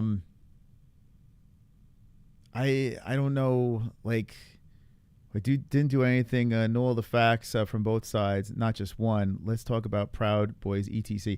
So, Johnny, you must have came in late. We literally went through the facts earlier, and we were looking at the quotes that they were trying to persecute him for that were actually twisted. The Democrats twisted what he fucking said out of context. Even Jesse, who's been very in the middle, she even agreed to it as well. I don't know, Johnny, unless you fell asleep during that portion of the program. So the January 6th thing, pinning it on Trump, no. But there were a bunch of fucking assholes there, yes. Yeah. But pinning it on Trump is, dude, if that's why you're anti-Trump, you're literally buying into what the Democrats are trying to feed you with this. We need a more substantial, I don't know. There are other things that you can go after Trump for, but the January 6th thing seems so absurd to me. Wonderful, wonderful. I mean, people don't hear the right things in these debates. You know what I heard? I heard she wants to continue a long war in Ukraine. She has no solution for a war in Israel. She likes Dick Cheney and the big banks like her economy. Yeah. Yeah, she kind of went after Trump for buddying with some of these fucking dictators. And I got to be honest with you, I'd rather have a president that buddies with them so we can fucking, have some sort of relationship rather than, I don't know, no relationship and wars going on. Like, I don't know, that's fucking crazy to me, too. When we're in Iraq and when we're in Afghanistan and when we're in Vietnam, etc., that has nothing to do with protecting our freedom of speech. That is all made up stuff. Listen. I understand that war is avoidable. I understand that we shouldn't be butting our nose in business that we don't belong in, that's mistakes that have been made along the years, right?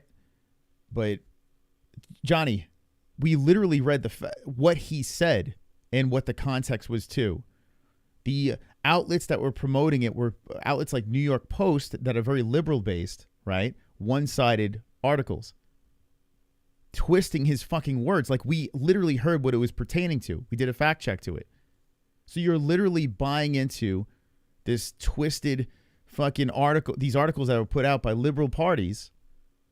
You know, they're just fucking trying to spin it, man. And just like Trump's side's doing with other things, other topics, you know, going in favor. Like, they're twisting it too, for sure.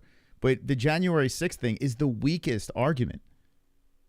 It's the weakest thing. You know? No. The fact is this. We took from the speech what he was pertaining it to. Like what he said from his speech pertaining to. The January 6th arguments is literally the weakest thing to go after Trump for. You can go after all these other things and have a legitimate leg to stand on. But the January 6th thing is the weakest of them all. You know? It's the weakest. January 6th is like, man, dude, it's cringe, man. It's cringe what happened that day. It's cringe that the Democrats are latching onto it as a tactic. Like, that's one of the big things. I mean, I don't know. It's weird to me.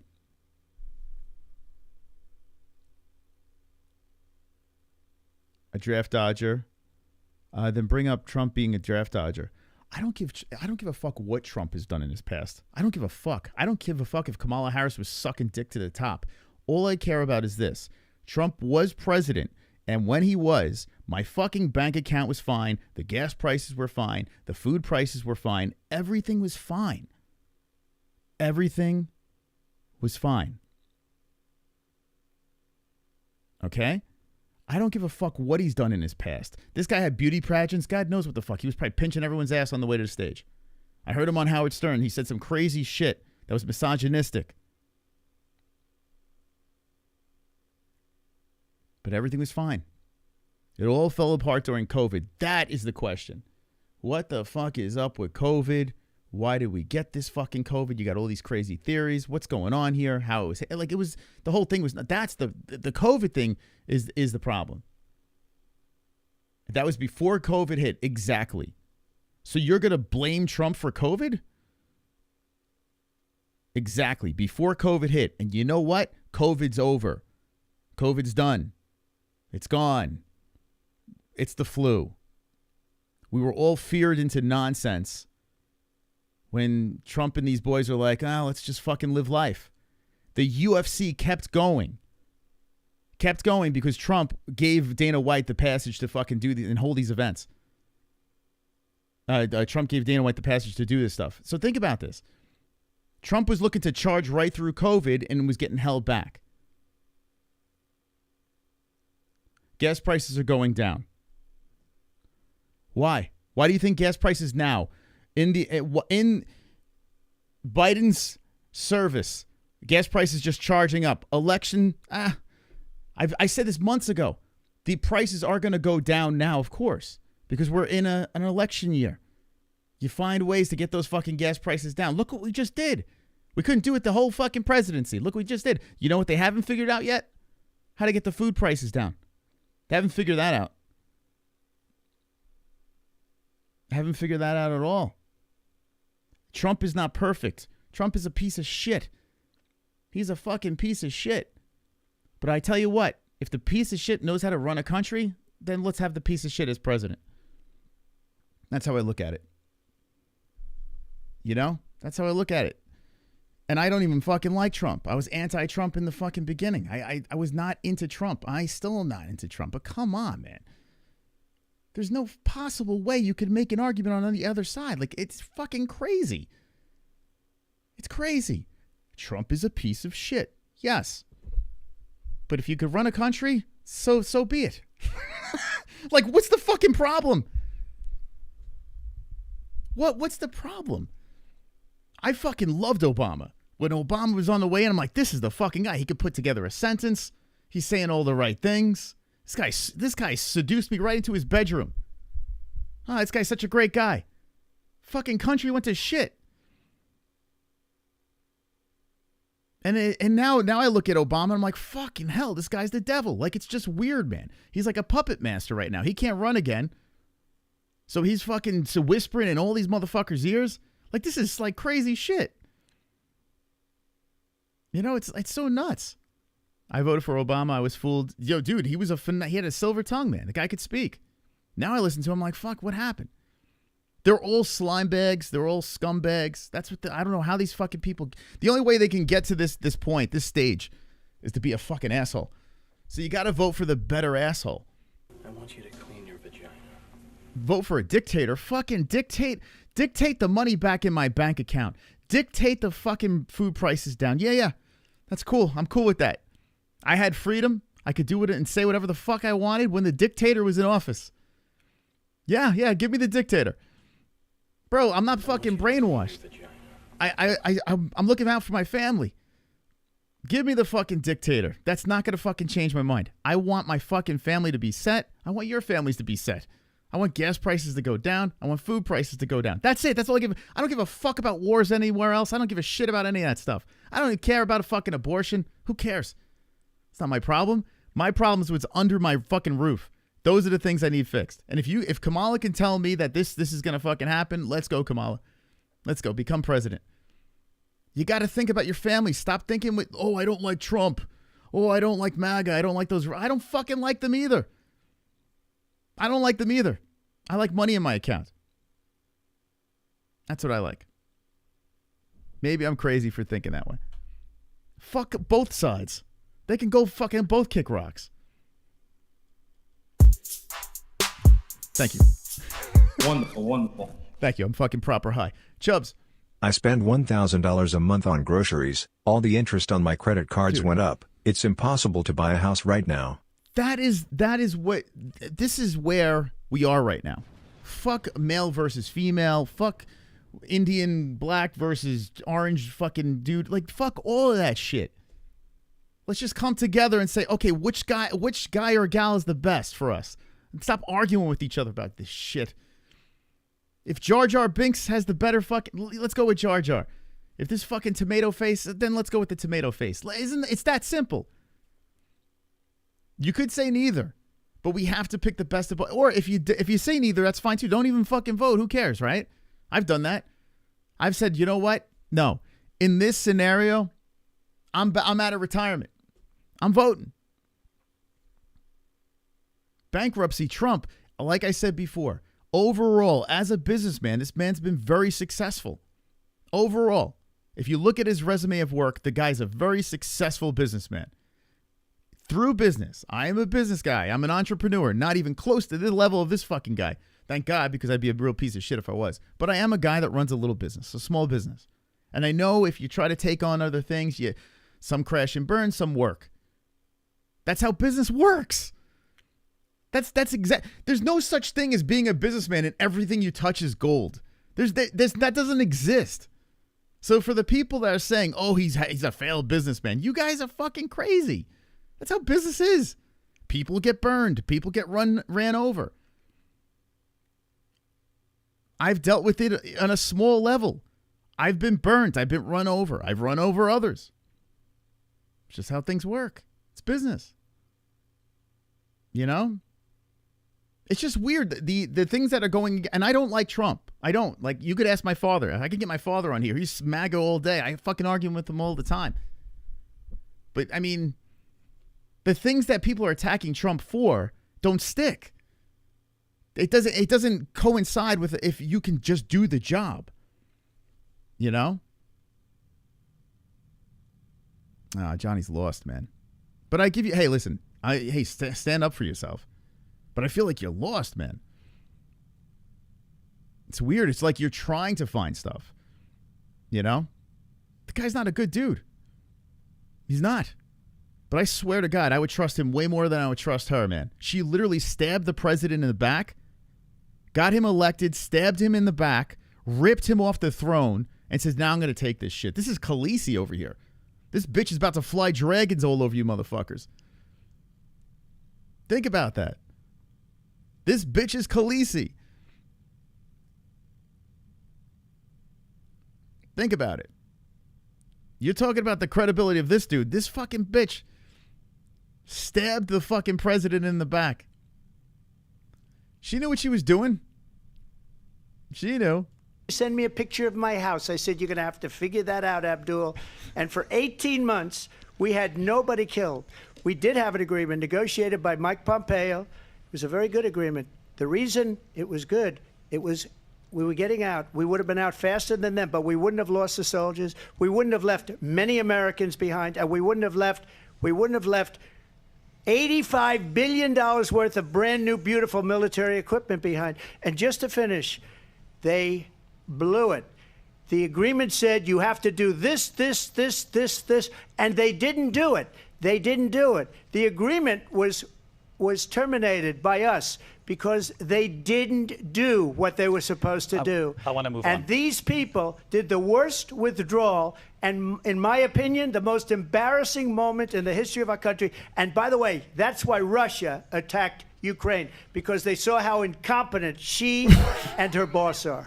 President Trump, thank you. Whoa, my God, dude, what the fuck? Whoa, chill. Wonderful, wonderful. Chill, bro. I care about money in my pocket. I care about being left alone. I don't want my son being drafted to war to make government contractors rich. She wasn't elected. Rich people appointed her. Come on, Johnny, that's dictatorship. Thank you, Chubbs. Remember, guys, I am not a Trump supporter. I am not. I didn't want Trump to. They put fucking Hillary in the mix. Really had no choice there. I was not a Trump supporter in any way. But in this scenario, I mean, what the fuck, man?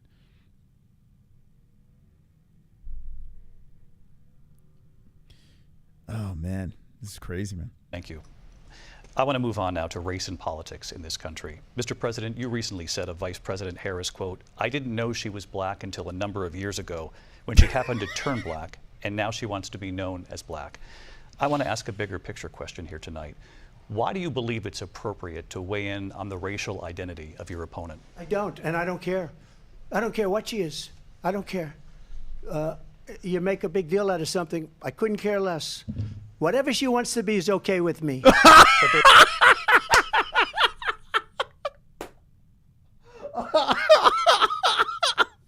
Oh my God. Oh my God, dude. Whatever she wants. Oh my God.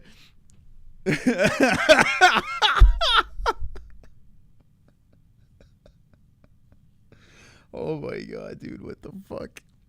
Dude, that's so fucking funny, man. You got to admit, that's a funny one. That's a good one. Whatever she wants to be. 1 minute she's fucking black. Next minute she's white. Next minute she's fucking Native American. Who knows what the fuck she is? She's a chameleon. Out of something. I don't care what she is. I don't care. You make a big deal out of something. I couldn't care less. Whatever she wants to be is okay with me. But those were your words, so I'm I asking. don't know. I mean, all I can say is I read where she was not black, that she put out, and I'll say that. And then I read that she was black, and that's okay. Either one was okay with me. That's up to her. That's up to her. Oh my God, dude. Harris, your thoughts on this? I think it's... You see the way he goes, your thoughts on this? Like, it's so horrific what he said. I mean, honestly, I think it's a tragedy that we have someone who wants to be president who has consistently, over the course of his career, Oh my God, dude. attempted to use race to divide the American people. Oh my God, dude. You know, I do believe that the vast majority of us know that we have so much more in common than what separates us, and we don't want Oh my this God. kind of... Dude, this is crazy. This is fucking nuts. This bitch is crazy. Using race to divide the country. He basically called her out for flip-flopping, saying she's a chameleon. She goes to Michigan, she's black. She's always... She went on a tour. She went on an I'm black tour. Like, it was the nuttiest shit. And who gives a fuck if she's black or not? It doesn't really matter. She went to a record store, walked outside the record store, started pulling out fucking like blues albums, the blackest fucking albums you could fucking pull out of a bag. It's like, I just bought myself some Marvin Gaye. Like, I was like, what the? You don't have to do this. It's okay. But it's like fucking nuts. She's like throwing it in people's faces. How fake she is. Gets called out by Trump, and now Trump's a racist. Dude, what fucking world do we live in? He's calling her two-faced. Wonderful, wonderful. That a flip-flopper. He should have told her to go get a dick sewn onto her forehead. I mean, right? All he's doing is calling her a flip-flopper. How is that racist? He's blatantly calling her a liar. Approach that is just constantly trying to divide us, and especially by race. And let's remember how Donald Trump started. He was land, he owned buildings, and he was investigated because he refused to rent property to black families. Let's remember, this is the same individual who took out a full-page ad in the New York Times calling for the execution of 5 young black and Latino boys who were innocent, the Central Park 5. Took out a full-page ad calling for their execution. This is the same individual who spread birther lies about the first black president of the United States. And I think the American people want better than that. Want better than crying victim. The victim crying that is dividing our country. I've been yelling about this for years. The more we yell we're victims, we're victims, we're victims, over and over and over again. The president shouldn't be like, we're victims. The president should bring us together, not cry about how victimized you are. You're supposed to stand up and be powerful, not feed into this. You're literally splitting the country even more, Kamala. Oh, wow. Victims about racism. That is dividing the country. There should not be talk of racism anymore. Like, we're in 2024. Stop it. Stop it with this shit. It's so fucking old, man. It's like move forward. If you're a president, if you're a public, just, you know what I'm saying? Like, fucking hell. They spun what he said, trying to say that she's a hypocrite. They spun it into racism and making this thing all about race. Like, what? Come on, man.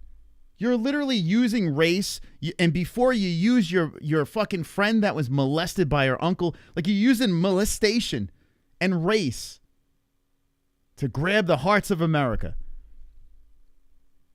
Does America want to be a bunch of victims, or do we want to be the fucking red, white, and blue stars, like, moving forward, strong people? Like, what the fuck? This is nuts. Wonderful, wonderful. The edible is fully in my system, so excuse me. I'll tell you, she's a professional gaslighter. It's Yes. like, look at what he's doing now, watch me do it, and it's his fault I have to. Yeah, it's crazy. And listen, Trump is a big baby, and thank you, Chubbs. Here's where Trump is a big baby. Because like they said before, Trump always says he's a victim too. Yes, you're 100% correct. Trump is a fucking crybaby too. But at least he is not pushing racism. And I got to be honest with you. One of my biggest pet peeves are people that always crying racism. Like, it's like, fucking get over it. Stop it. No, like, there are racists out there. Ignore those motherfuckers. You know what I'm saying? Like, I can't stand it, man. Like, everyone has crying racism. No, man. Come on, man. We're all one. Like, what the fuck? I hate it, man. I feel like it just divides us even more. Victims about race. Victims and racism. You mix that together. Well, even like sexual preference. Victims and people that are like, fucking, they hate gays. I even don't like the people that fucking complain about the BET channel. Let me go against my race here. The fucking whites. They always complain. The fucking BET channel. We don't have any white channels. Like, you hear that fucking nonsense. Those people are fucking idiots too. I can go the other way, guys. I can go against my fucking complexion. You know what I'm saying? Like, those fucking people are assholes as well. I hate it all. It's just like, let fucking BET happen. Who gives a shit? Is it bothering you? It's weird. I don't get it. this. Want someone who understands as I do. I travel our country. We see in each other a friend. We see in each other a neighbor. We don't want a leader who is constantly trying to have Americans point their fingers at each other.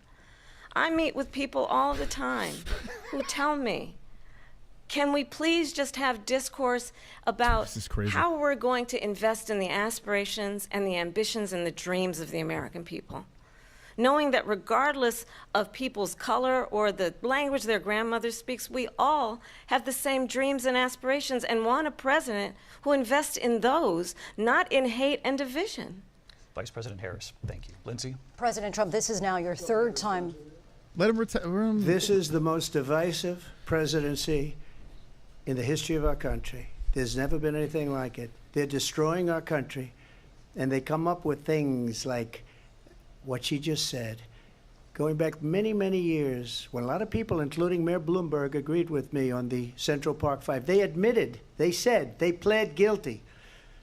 And I said, well, if they pled guilty, they badly hurt a person, killed a person ultimately.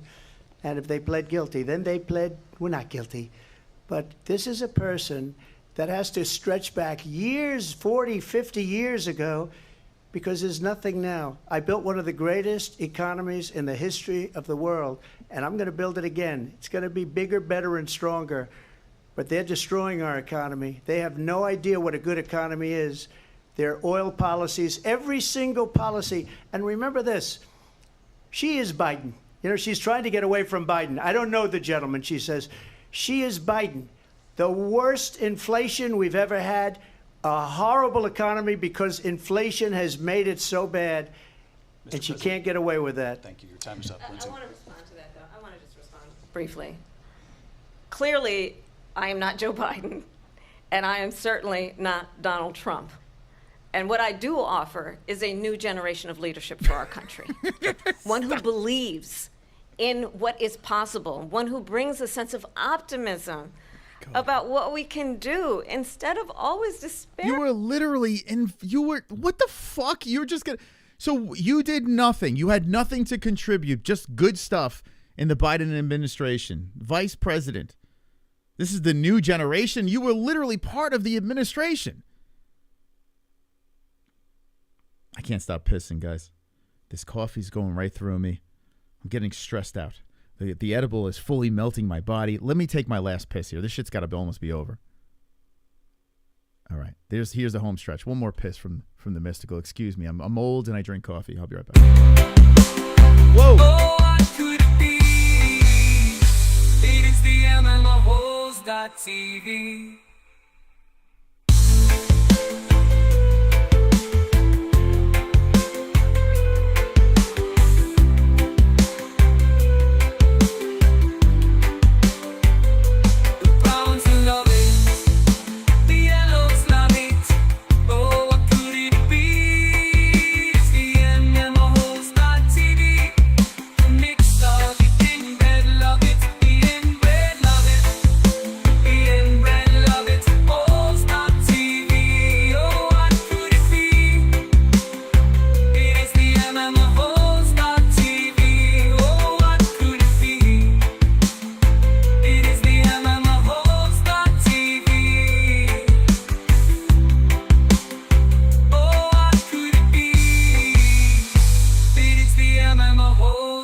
TV.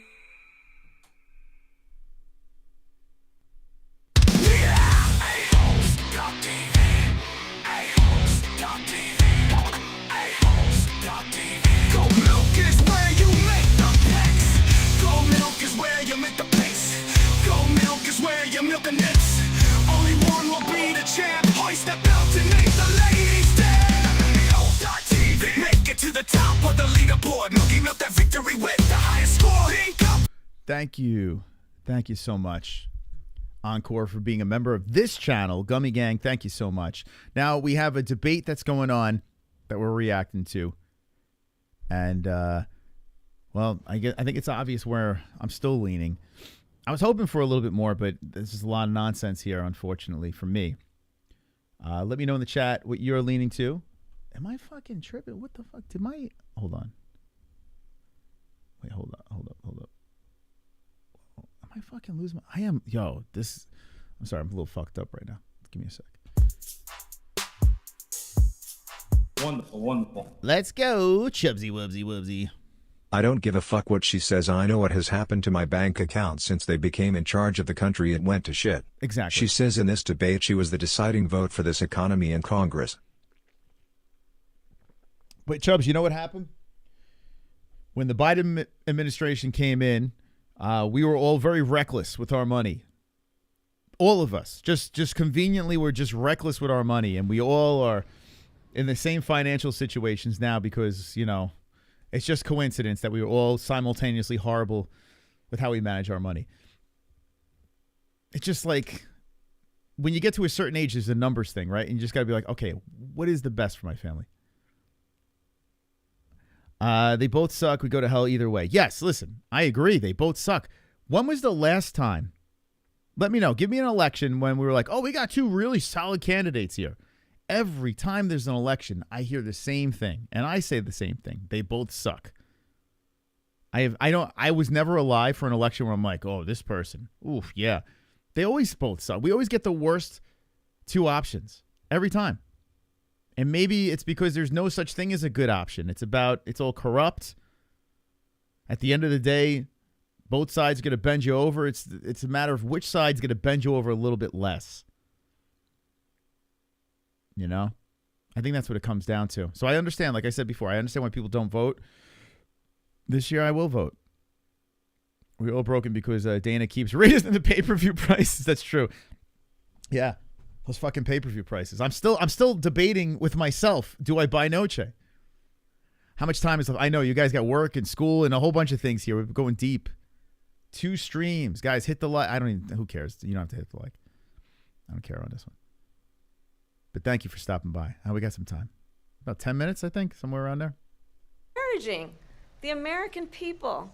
I believe in what we can do to strengthen our small businesses, which is why I have a plan. Let's talk about our plans and let's compare the plans. I have a plan to give startup businesses $50,000 tax deduction, to pursue their ambitions, their innovation, their ideas, their hard work. I have a plan, $6,000 for young families for the first year of your child's life, to help you in that most critical stage of your child's development. I have a plan that is about allowing people to be able to pursue what has been fleeting in terms of the American dream by offering a help with down payment of $25,000 down payment assistance for first-time home buyers.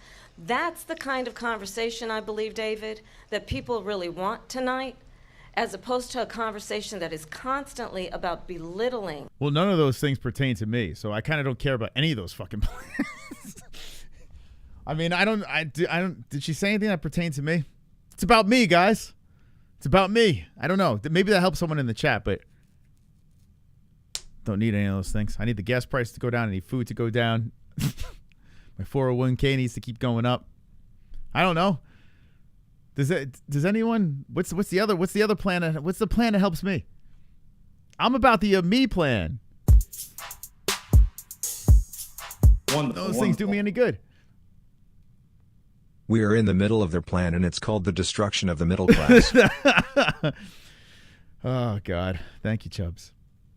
The destruction of the middle class. It sure feels like that.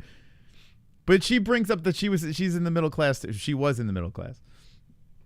That's supposed to soften the blow. And name calling. Let's turn the page. Vice President and move Harris, forward. thank you. Let's turn to policy. President Let's Trump, turn back we to have policy. to move on. President Trump. Let's turn to policy, She please. has a plan to defund the police. She has a plan to confiscate everybody's gun. President Trump, she we has do a have to plan move to on to not other allow issues. fracking in Pennsylvania or anywhere else. Okay. Thank That's you, Mr. what her President. plan is until just recently. I just need Lindsey, to go ahead. respond President because Trump, no, the President former Trump. president has said No, I'm something sorry. twice that I need to No, respond to. I'm sorry. We're I going just need to move respond on, Vice one President time Harris. to what he President has said Trump, this multiple is times. now your Yes. third time running for president. You have long vowed to repeal and replace the Affordable Care Act. Well, I mean, because they are running low on time, right? So Trump finally got something to go his way. Also known as Obamacare, you have failed to accomplish that. You now say you're going to keep Obamacare, quote, unless we can do something much better. Correct. Last month, you said, quote, we're working on it. So tonight, 9 years after you first started running, do you have a plan, and can you tell us what it is? Obamacare was lousy health care. Always was. It's not very good today. I got to be honest with you. Okay, here's where Trump is wrong. Well, for me at least, when I was on Obamacare, that was the one thing that did help. When I was between jobs and shit like that, I actually wasn't on Obamacare. It was the best insurance I've ever fucking had. I paid like $15 a month. I got everything for free. It was nuts. It was like a New York loophole with Obamacare. It was the craziest shit ever. And I understood why people just didn't want to fucking work, because one of the biggest things was health insurance. Like for me right now, my biggest bill is health insurance. It's fucking nuts. But yeah, that Obamacare was $15 a month, and the coverage was the best healthcare I've ever had. I couldn't believe it. What year? Oh, that's a good question.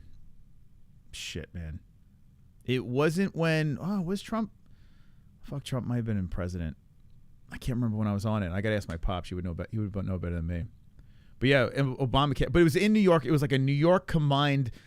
So basically, it was for people to mooch off the system. That's basically what it was. You know, you had people paying fucking top dollar for medical insurance, and then you had low income people getting Obamacare, paying like $15 a month and getting everything. So it's like, you know, the middle class kind of got fucked in that situation. And what I said, that if we come up with something, and we are working on things, we're going to do it and we're going to replace it. But remember this. Now, let's see. Fuck this shit. Obamacare almost tripled my private insurance. So, okay, it depends on how much money you're pulling in. It depends on what state you're in. And when I was in New York, I had to jump through all these different agents. Like I was calling every day. I was calling someone up, a different agent. And I got very lucky where I stumbled upon this woman who had like these hooks, and she knew all the loopholes. And I had this Obamacare that was $15 a month. It was the craziest shit ever. I mean, I had everything. Any sort of like, I can go to the hospital. I can get fucking prescriptions. No problem. Like everything was like, it was nuts. But it was for low income people. You had to have under a certain amount, like super low income. Anyway, sorry. I'm rambling. I inherited Obamacare because Democrats wouldn't change it. They wouldn't vote for it. They were unanimous. They wouldn't vote to change it. If they would have done that, we would have had a much better plan than Obamacare. But the Democrats came up. They wouldn't vote for it. I had a choice to make when I was president. Do I save it and make it as good as it can be, never going to be great, or do I let it rot? And I felt I had an obligation, even though politically it would have been good to just let it rot and let it go away. I decided, and I told my people, the top people, and they're very good people. I have a lot of good people in that administration. We read about the bad ones. We had some real bad ones too, and so do they. They have really bad ones. The difference is they don't get rid of them. But let me just explain. I had a choice to make. Do I save it and make it as good as it can be, or do I let it rot? And I saved it. I did the right thing. But it's still never going to be great, and it's too expensive for people. And what we will do is we're looking at different plans. If we can come up with a plan that's going to cost our people, our population, less money and be better health care than Obamacare, then I would absolutely do it. But until then, I'd run it as good as it can be run. So just a yes or no, you still do not have a plan? I have concepts of a plan. I'm not president right now. But if... Yeah, wait. If he's president, I mean, I guess you should have a plan of being president. I don't know. What the fuck? Wonderful, wonderful. I'll tell you what, Kamala should move to Minnesota, get a dick attached on her government health insurance so these moderators can get on their knees and suck her off. That's the only thing they haven't done yet for her. We come up with something. I would only change it if we come up with something that's better and less expensive. And there are concepts and options. Okay, so this is kind of weak because Trump should have, this is where this is Trump's first L. I'm with you on that. Yeah, you should have something. Yeah, Kamala's like, oh, you fucked up. We have to do that. and you'll be hearing about it in the not too distant future. Vice President Harris. Yeah, he should have something. He should have something. But I will say this, I'd rather him not have a plan than make up a nonsense plan, right? And never, you know, like if he could be held accountable for saying, yeah, I have a plan, and then all of a sudden he gets elected and it's like, oh, where the fuck's the plan? You know what I'm saying? So he's basically saying, hey, I've been there before. If I don't have the answer for this, I'm not going to, you know what I'm saying? That's probably where he's going with this. And he probably they probably said to him, listen, you're better off saying I don't have a plan for that rather than making up bullshit. Because you don't want to be elected and then being held accountable for that shit. So it's more of a human response. Does it look like he took an L? Yeah, in a debate? Yeah, sure. But if you think about it as a voter, I mean, well, he doesn't have a plan. He's not going to feed you bullshit. It's kind of interesting. I'm curious if that's the reasoning why he approached it that way. In 2017, you supported Bernie Sanders' proposal to do away with private insurance and create a government-run healthcare system. 2 years later, you proposed a plan that included a private insurance option. What is your plan today? Well, first of all, I absolutely support, and over the last 4 years as vice president, private healthcare options. But what we need to do is maintain and grow the Affordable Care Act. But I'll get to that, Lindsay. I just need to respond to a previous point that the former president has made. I've made very clear my position on fracking, and then this business about taking she went back to the other. Hold on. That was really bothering her. But for real, these moderators for some of these questions are like Trump. You said this horrible thing. Kamala, what do you think about the horrible thing Trump said? Oh my God. It's so true though. It really is. It does feel like that. The only time where it didn't happen is when they interrupted her and said, Mr. Trump, and started asking the question, right? But now she's backpedaling on that too. Everyone's guns away. Tim Walz and I are both gun owners. We're not taking anybody's guns away. So stop with the continuous lying about this stuff. As it relates to the Affordable Care Act, understand, just look at the history to know where people stand. When Donald Trump was president. What's the deal? All right, they're gun owners. So what's the deal, though? Aren't they still going to make it very difficult for people to own a gun if she's president? Like, I don't understand. I don't understand the whole gun thing. It's so weird to me. 60 times he tried to get rid of the Affordable Care Act. 60 times. I was a senator at the time when I will never forget the early morning hours when it was up for a vote in the United States Senate, and the late, great John McCain, who you have disparaged as being, you don't like him, you said, at the time because he got caught. He was an American hero. The late, great John McCain, I will never forget that night, walked onto the Senate floor and said, no, you don't. Where is she going with this? Like, this has nothing to do with what? Wonderful. I feel like we're jumping all over the place now. She literally said she was going to ban semi-automatic rifles on day one with executive order. Yeah. Wait, I'm so confused. Like, so what is she doing? Is she getting rid of guns or is she not getting? Like, can we talk like humans here? Like, is she gonna get rid of guns? From what I heard there, she's not getting rid of guns. So now what's happening here? She's a gun owner. What are they gonna do? And now she's talking about fucking McCain? What the fuck? You don't. No, you don't get rid of the Affordable Care Act. You have no plan. And what the Affordable Care Act has done is eliminate the ability of insurance companies to deny people with pre-existing conditions.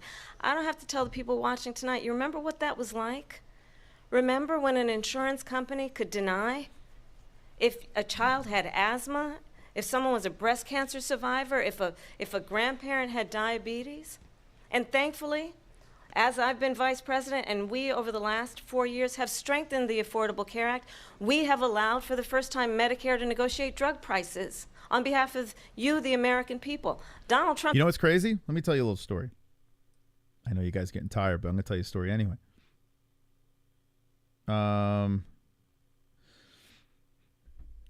I used to be able to haggle with insurance companies. Every single time I was able to haggle with insurance companies and get prices down, no matter what. I was always able to do it. Now, there's no haggling anymore. They'll send you like paperwork where that you have to fill out and show your financial situation in order to you basically show that you're poor. And if you don't show that you're poor, then fuck you. You have to pay full price. So whatever, you know, the insurance is not going to cover. Back in the day, before the Biden administration, I remember this very, very clearly. I was able to call up insurance companies and be like, hey, man, can you do me a favor? It's a rough time right now. And they would easily slash prices. Sometimes they didn't even have to pay. But now it's not like that anymore. They send you these papers and, you know, chances are you're not fucking, you know, you're not living on the street, so they're not going to fucking cut the prices. It's nuts, man. It's fucking nuts. So I don't buy into any of this fucking bullshit that she's spewing. I buy into nothing. This is how I look at life. If I experience something a certain way and that person was the president for that time, well, I'm going to have to go in that favor, right? Nothing under this administration, granted she's only the vice president, has been fucking lovely for me. It's been brutal. So, bye, see you later, you know, like, it's crazy, man. Trump said he was going to allow Medicare to negotiate drug prices. He never did. We did. And now we have capped the cost of insulin at $35 a month. Since I've been vice president, we have capped the cost of prescription medication for seniors at $2,000 a year. And when I am president, we will do that for all people, understanding that the value I bring to this is that access to health care should be a right and not just a privilege of those who can afford it. And the plan has to be to strengthen the Affordable Care Act, not get rid of it. Vice Fastest President prologue Harris, thank in terms you. of where Donald Trump stands on that. So talk to me, Kamala. Talk to me. Speak my language. If I need to get in health insurance, I run a business and I need to get health insurance. While you're president, are we severely slashing these prices? Like, what's happening here? You could win me over easily. What's gonna fucking happen here? I don't buy any. I feel like she's not even giving me the answers that I'm seeking. I want to move to an issue that's important for a lot She of... made a mistake. At number one, John McCain fought Obamacare for 10 years.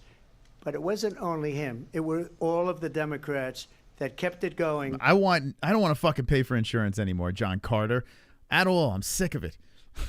I'm fucking sick of it. It's so goddamn expensive. And then something happens. It's like, what am I paying for? It's still expensive. All these bills are still expensive. Like, what's happening here? And you know what? We can do much better than Obamacare, much less money. But she won't improve private insurance for people, private medical insurance. That's another thing she doesn't want to get. People are paying privately for insurance that have worked hard and made money, and they want to have private. She wants everybody to be on government insurance where you wait 6 months for an operation that you need immediately. President Trump, thank you. We have another issue that we... So wait. Is she trying? Is he what he's saying? She's trying for universal health care? Is that what she's trying to do? Can someone explain this to my dumb fucking head? This is why I wish Jesse was still up. Is that what she's trying to do? Is she trying to incorporate, you know, across the board, we all get the same insurance? Because I got to be honest with you, I'm cool with that. I mean, even if the insurance sucks, I'm cool with it. We'll figure it out. I'm fucking cool with that. I mean, I'm not going to pay more to have... I'm sorry. It's fucking crazy. I'm getting raped by insurance. Welcome to Canada. Yeah, is that what she's trying to do? I don't... Listen, Two Joints seems pretty happy. Two Joints, how is your insurance over there? It's terrible, right? But hey, I still got to wait in line. I got private insurance. I got to wait in line. It fucking sucks. Anyway. Yeah, exactly, right? The waits are still long as it is. I got private insurance. The waits are... Forget it. If I got to go to the cardiologist, I'm there for 2 hours in a waiting room.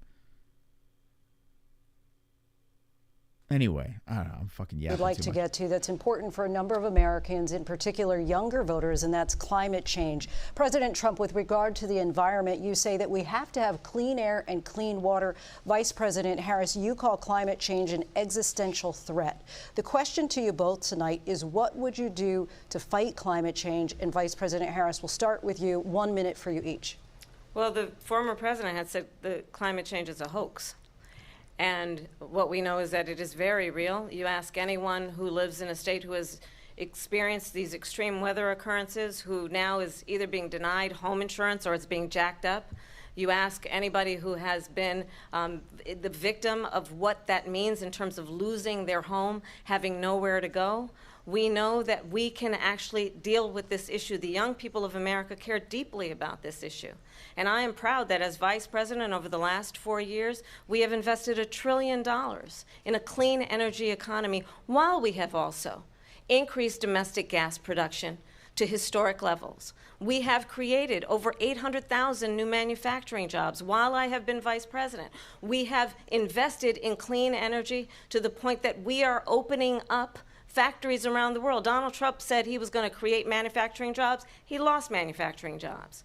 And I'm also proud to have the endorsement of the United Auto Workers and Sean Fain, who also know that part of building a clean energy economy includes investing in American-made products, American automobiles. It includes growing what we can do around American manufacturing and opening up auto plants, not closing them like happened under Donald Trump. Vice President Harris, thank you. That didn't happen. Wonderful, wonderful. Jobs. I live in Illinois. Home insurance is jacked up here. We don't have any extreme weather events. Oof. The money they invested has literally inflated home insurance. Yeah, I haven't even tackled insurance, like car and home insurance. I actually switched from Geico to State Farm. And somehow State Farm destroyed Geico's prices. I couldn't even believe this. Usually Geico is so cheap, but everything got jacked up. And yeah, even insurance for homes and cars, it's fucking nuts, man. Insurance overall, medical, fucking your home insurance, your car insurance, everything is fucking through the roof. It's crazy. Donald Trump, let me just tell you, they lost 10,000 manufacturing jobs this last month. It's going, they're all leaving. They're building big auto plants in Mexico, in many cases owned by China. They're building these massive plants, and they think they're going to sell their cars into the United States because of these people. What they have given to China is unbelievable. But we're not going to let that. We'll put tariffs on those cars so they can't come into our country, because they will kill the United Auto Workers and any auto worker, whether it's in Detroit or South Carolina or any other place. What they've done to business and manufacturing in this country is horrible. We have nothing because they refuse. You know, Biden doesn't go after people because supposedly China paid him millions of dollars. He's afraid to do it. Between him and his son, they get all this money from Ukraine. They get all this money from all of these different countries. And then you wonder, why is he so loyal to this one, that one, Ukraine, China? Why is he? Why did he get $3.5 million from the mayor of Moscow's wife? Why did she pay him $3.5 million? This is a crooked administration, and they're selling our country down the tubes. President Trump, thank you. Thank you. We'll be right back with closing statements from Okay. both of our candidates. Closing statements, guys. Closing statements. We've hit the home stretch here. We actually made it. I was going to bail halfway through. I was about to say, all right, I'm done. But these guys are going to take a quick shit, and then we're going to hit their final thoughts. Here, we've made it to the end. You guys ready for this? Who goes first? Do they flip a coin? Is it like the NFL? Who goes first? I need to sell drugs. We love Canada. We don't like how the global cabal has taken over the West. Does Blind Beauty know 2 joints is a Trump supporter?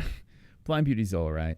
Listen, at the end of the day, try not to hate each other for your political leaning. And I know this stream has been anti-Kamala party. But at the end of the day, it's all love. Heads or tails? Yeah, who did Kamala get, heads or tails? What you get? So I think you've heard tonight 2 very different visions for our country. One that is focused on the future, and the other that is focused on the past, and an attempt to take us backward. But we're not going back. I want to go back. What do you... I want to go back. Yes, let's go back. Who doesn't want to go back? What the fuck? And I do believe that the American people know we all have so much more in common than what separates us. And we can chart a new way forward. And no one a wants that. vision of that includes having a plan, understanding the aspirations, the dreams, the hopes, the ambition of the American people, which is why I intend to create an opportunity economy, investing in small businesses, in new families, in what we can do around protecting seniors, what we can do that is about giving hardworking folks a break and bringing down the cost of living. I believe in what we can do together that is about sustaining America's standing in the world and ensuring that we have the respect that we so rightly deserve, including respecting our military and ensuring we have the most lethal fighting force in the world. I will be a president that will protect our fundamental rights and freedoms, including the right of a woman to make decisions about her own body and not have her government tell her what to do. Oh my God, Jesus Christ. It's ironic that the military loves Trump. Wonderful, wonderful. It's fucking weird, right? I'm not a Trump supporter, I'm an anti-fucking globalist fuck government. And people wonder why 90% of people who spent their lives working for their federal government hate the federal government. We hate both political parties' bureaucrats. I bet.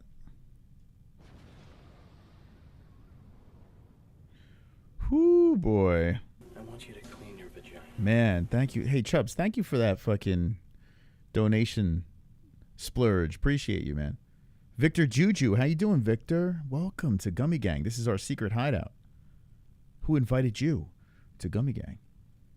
Anyway, we're watching the final words of Kamala. Thank you all for your attendance.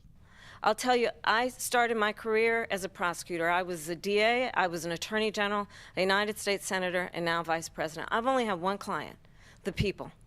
And I'll tell you, as a prosecutor, I never asked a victim or a witness, are you a Republican or a Democrat?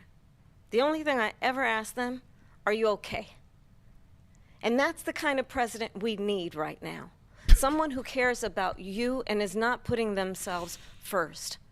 I intend to be a president for all Americans and focus on what we can do over the next 10 and 20 years to build back up our country by investing right now in you, the American people. Vice President Harris, thank you. I'm telling you, that wasn't good, guys. That wasn't good. Let's see if Trump does any worse. President Trump. So she just started by saying she's going to do this, she's going to do that, she's going to do all these wonderful things. Why hasn't she done it? She's been there for 3.5 years. They've had 3.5 years to fix the border. They've had 3.5 years to create jobs and all the things we talked about. Why hasn't she done it? She should leave right now, go down to that beautiful White House, go to the Capitol, get everyone together and do the things you want to do, but you haven't done it, and you won't do it because you believe in things that the American people don't believe in. You believe in things like we're not going to frack, we're not going to take fossil fuel, we're not going to do things that are going to make this country strong, whether you like it or not. Germany tried that, and within 1 year they were back to building normal energy plants. We're not ready for it. We can't sacrifice our country for the sake of bad vision. But I just ask one simple question.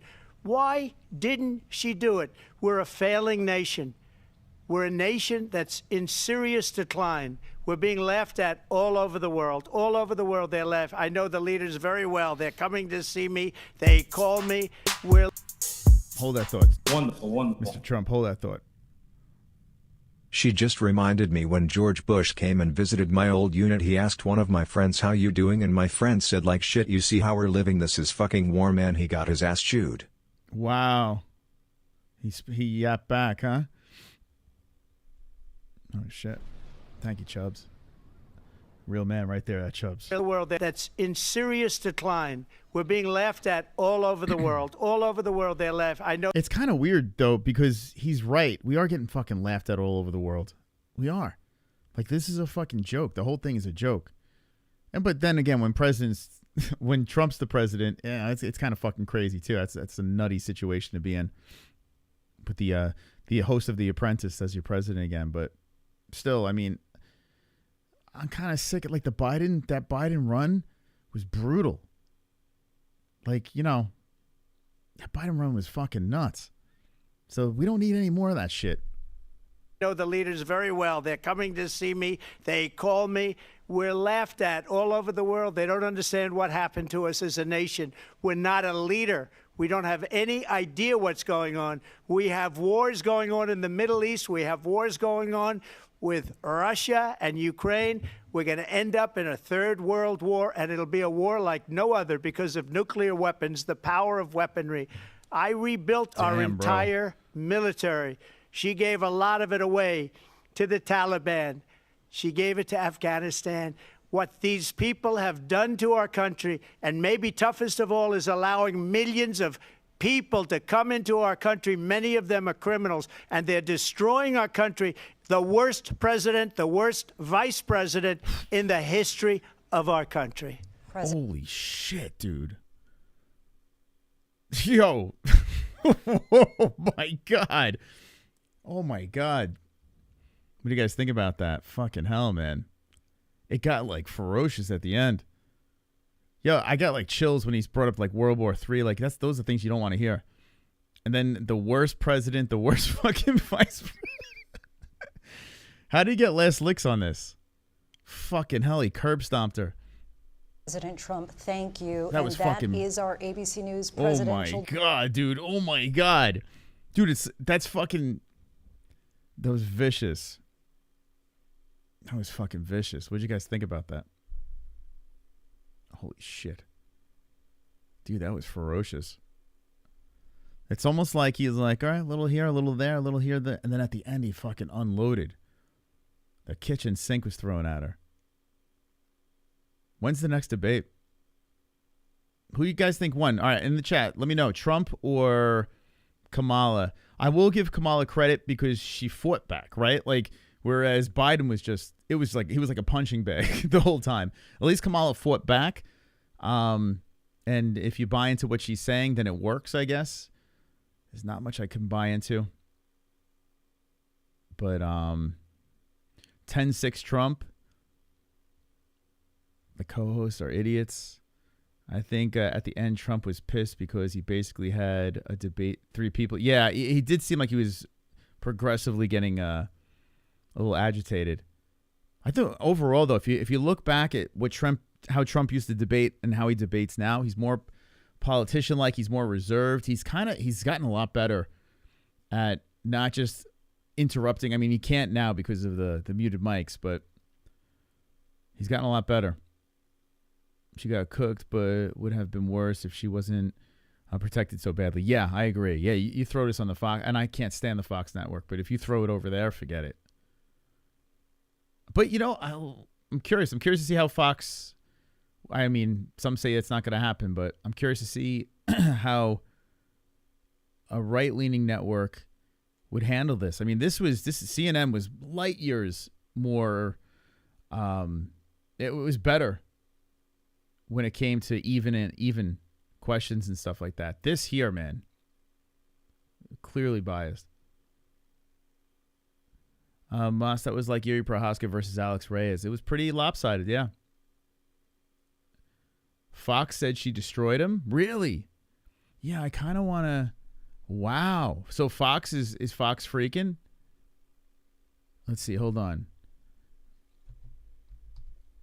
Hold on, before we go. Really? Let's see. I'm curious to get, people's CBS. We know where that's going to go. Let's go right-leaning, just out of curiosity. I'm curious what they think. Watch post-debate analyst. Okay, here we go. Fox. Some Fox. Policy, other than her very briefly.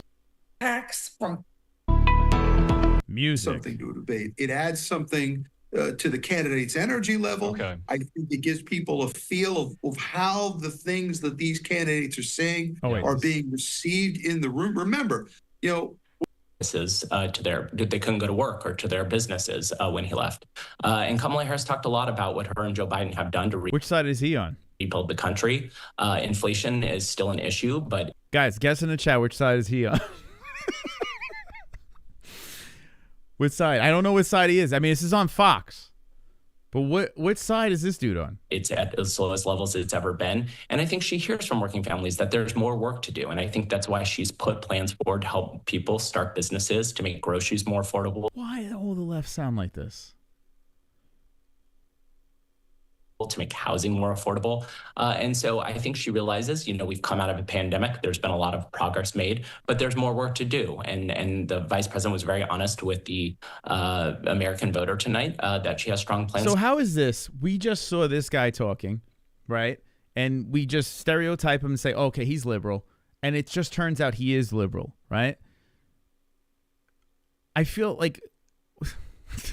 So this is, I mean...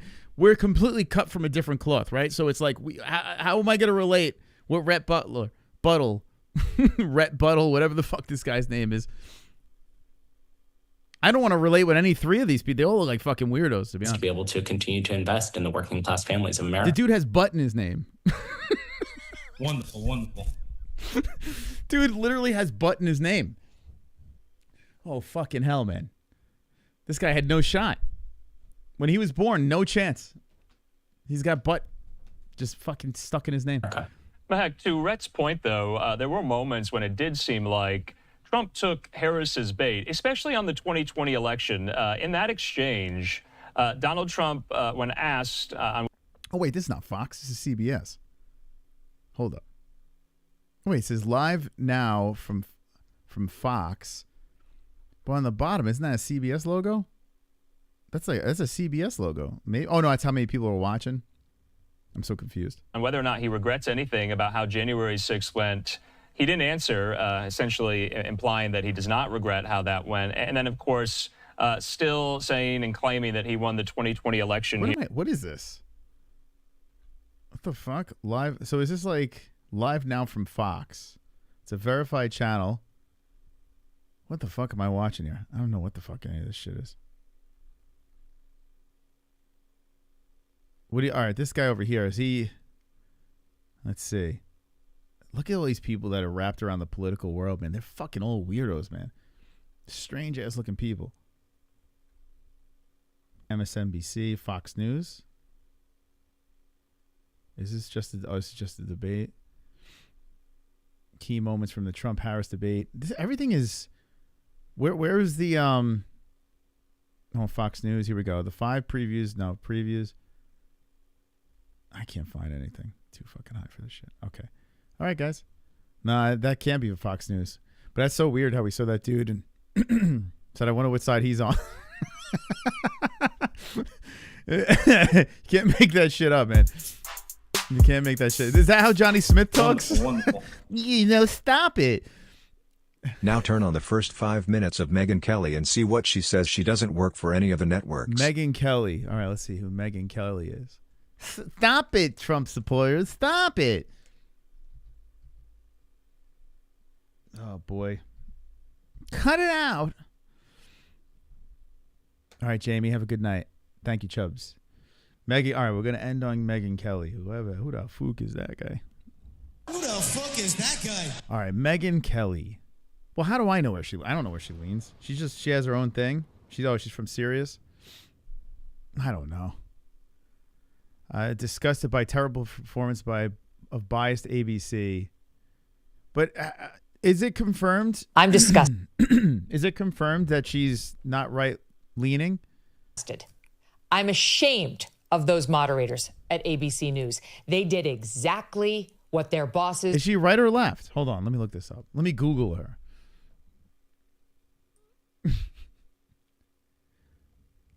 Is Megyn Kelly right or left wing?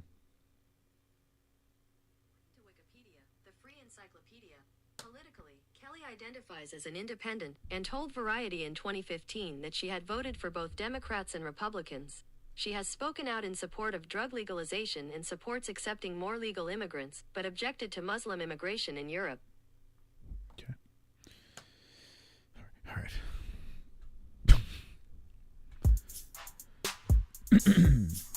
Wonderful, wonderful.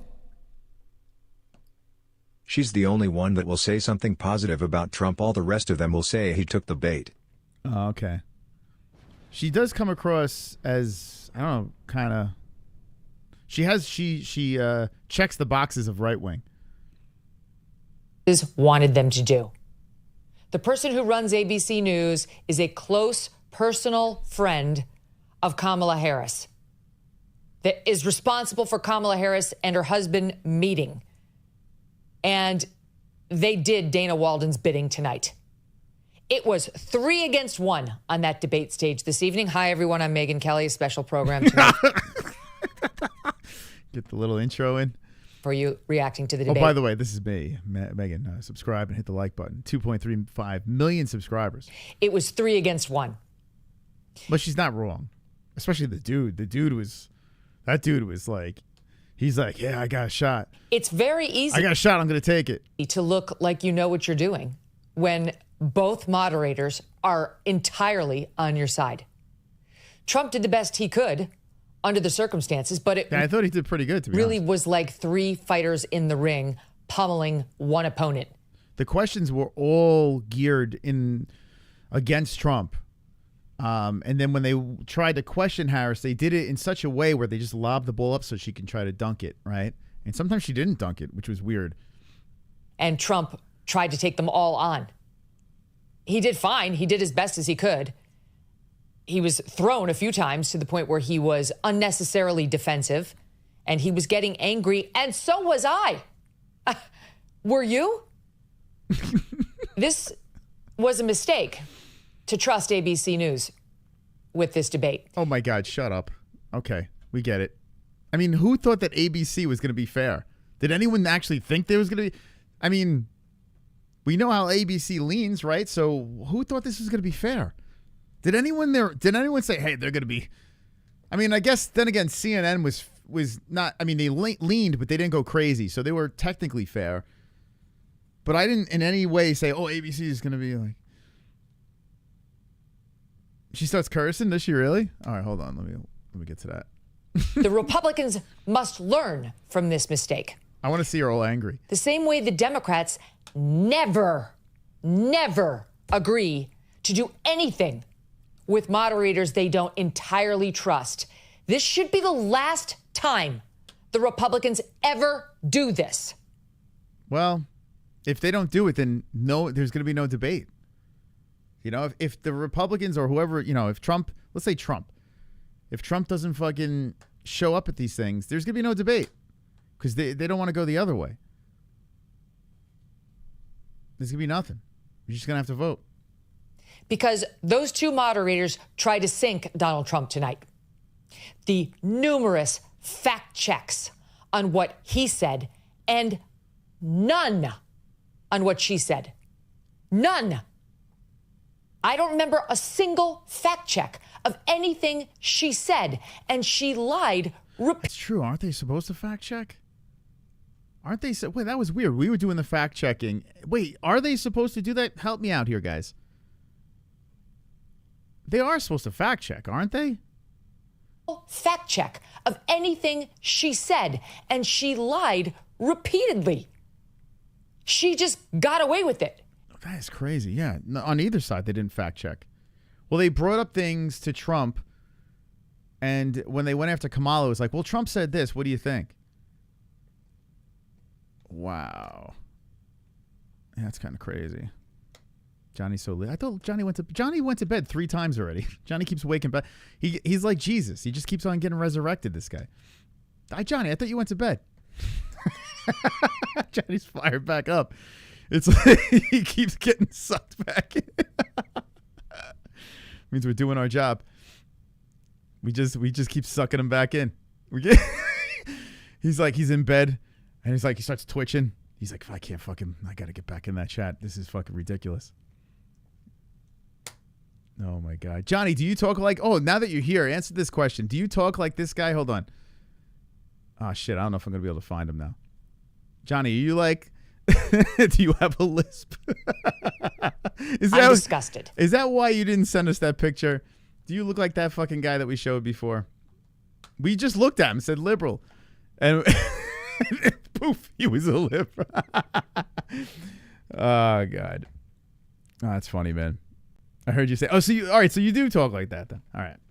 Thank you. Trust This should be the last. And it's fine. Listen, I got a brother-in-law. I got an uncle that talks like that, and they're hilarious. They're great people. Entirely trust. This should be the last time the Republicans ever do this. Because those two moderators tried to sink Donald Trump tonight. The numerous fact checks on what he said and none on what she said. None. Mm-hmm. Did they fact check Trump? I don't remember. Did they fact check him? They were just saying you said this. Well, they were grilling him, but I definitely don't remember them fact checking Kamala. That's for sure. I don't remember a single fact check of anything she said, and she lied repeatedly. She just got away with it. In the moderator's eyes, that was Donald Trump's job to fact check. But she's not, Johnny. She's not lying. Like I mean, what the fuck? She's not lying. I'll tell you what, Johnny. Do me a favor. DM me right now at the MMA Holes or on Discord. Give me a moment where she fact checked at all. And she didn't have to fact check Trump because they were already grilling him. They were already landsliding, fucking grilling on Trump. I don't recall them fact checking Trump. I don't. But they were pushing in one direction. You know, the heated questions. And then Kamala's like, "Hey, Kamala, what do you think about what Trump said?" Like, what? It's strange. Her. That's correct. Except you didn't employ that same tactic when it came to Trump. And you accused him of lying even when it was your opinion that he lied. When Trump tried to say that his comment that he lost 2020 by a whisker was him being sarcastic, David Muir actually injected saying, "I didn't hear sarcasm." Who gives a shit what you heard? She's so fucking right. It's so true, right? You're not in the debate, you fucking idiot. That's so funny, man.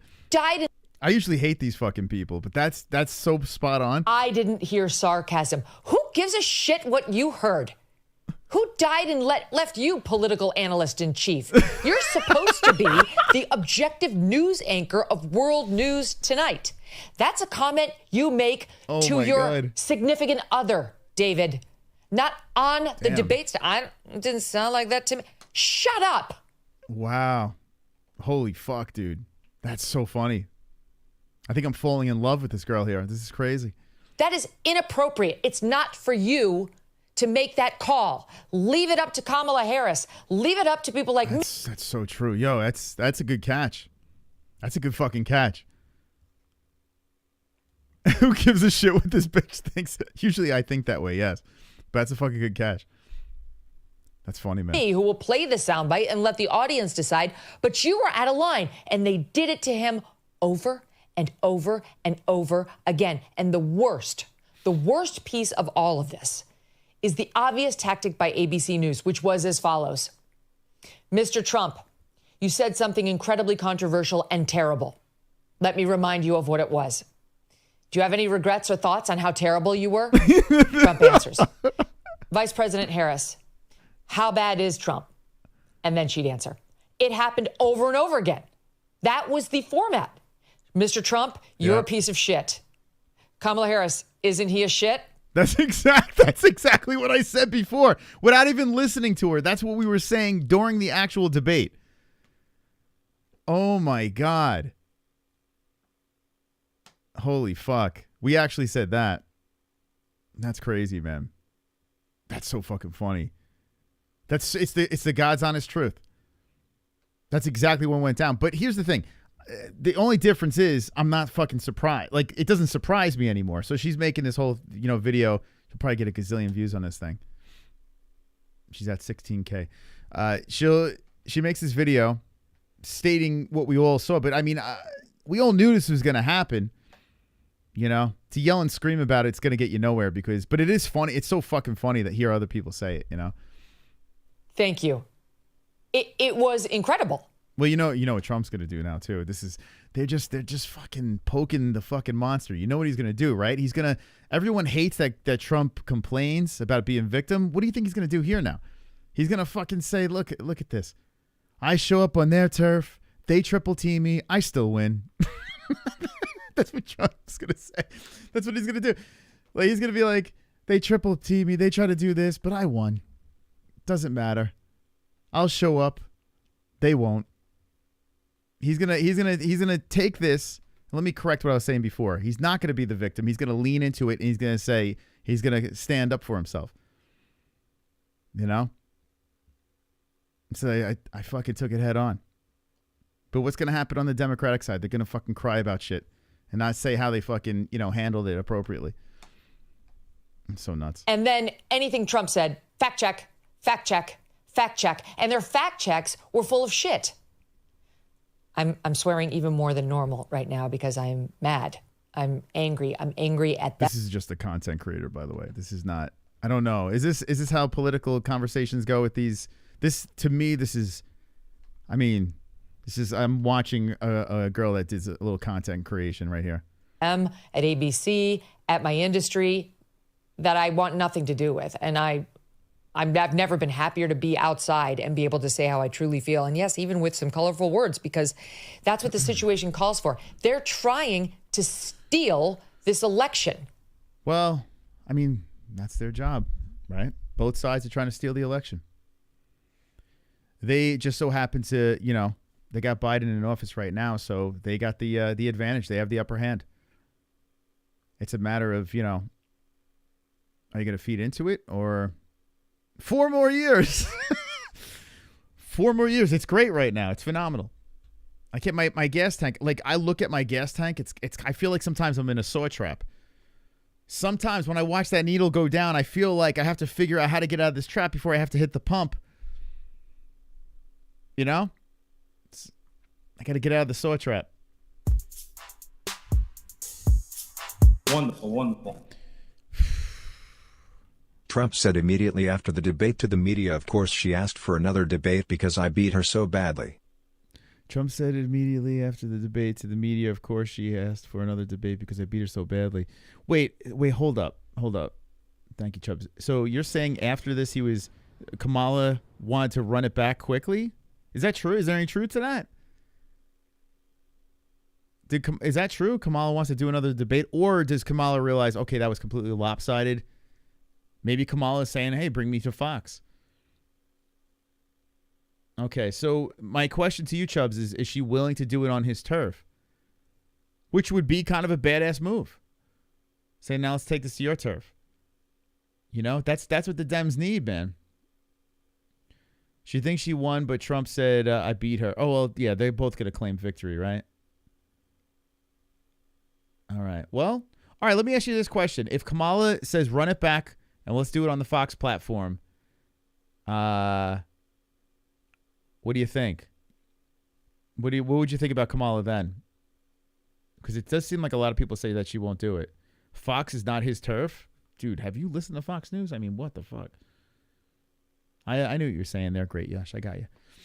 Dude, Fox News is it's insufferable just like the left side. Fox News is nuts. There's a guy named Gutfield. I want to fucking punch him in the gut when I listen. He's like, whoa! I'm like, oh my God, shut the fuck up. It's obnoxious. The owners of Fox News celebrated when he lost the last election. Owner literally tweeted out, we did it. Listen, it doesn't fucking matter. Have you watched it? Come on, guys. Come on. We all know what Fox News is. Come on. Don't do this to me, guys. Come on, man. Be self-aware. Work with me here, man. Don't be too sucked into that shit. Even my dad, who's crazy conservative, he'll at least agree that they heavily lean. Heavily. Fox is not friends with Trump. My goodness. They practically lick his ass. All right. Well, that's where I'm going to have to bow out of this one. They roasted him after the debate on our show. What did they say? This girl, you put me in this direction. She just roasted ABC. What did Fox say? By roasted, what do you mean? That he didn't do as well as he did in the Biden debate? Because I would agree with that. Kamala fought back. Biden didn't fight back. But to say, did Fox News say that Trump lost that? I find that hard to believe. They said that she completely dominated him. I need to see clips of this shit.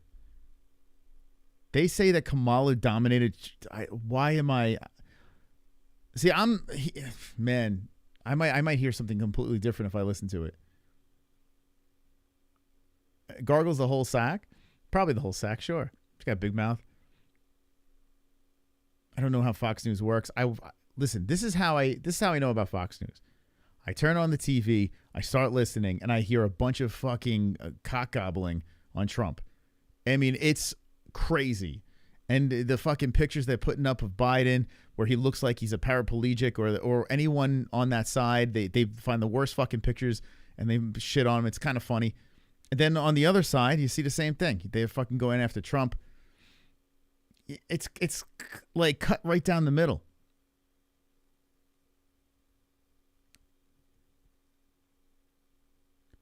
Ma said she won it.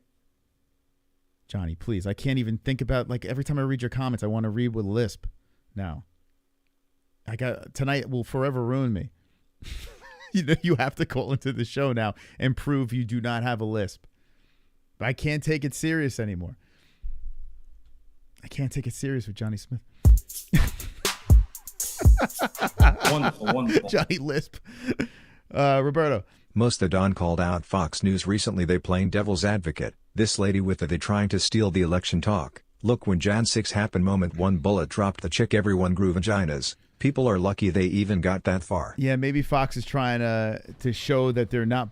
You know what it could be too. Let me play conspiracy theorist over here. What Fox could be doing is planting the seed.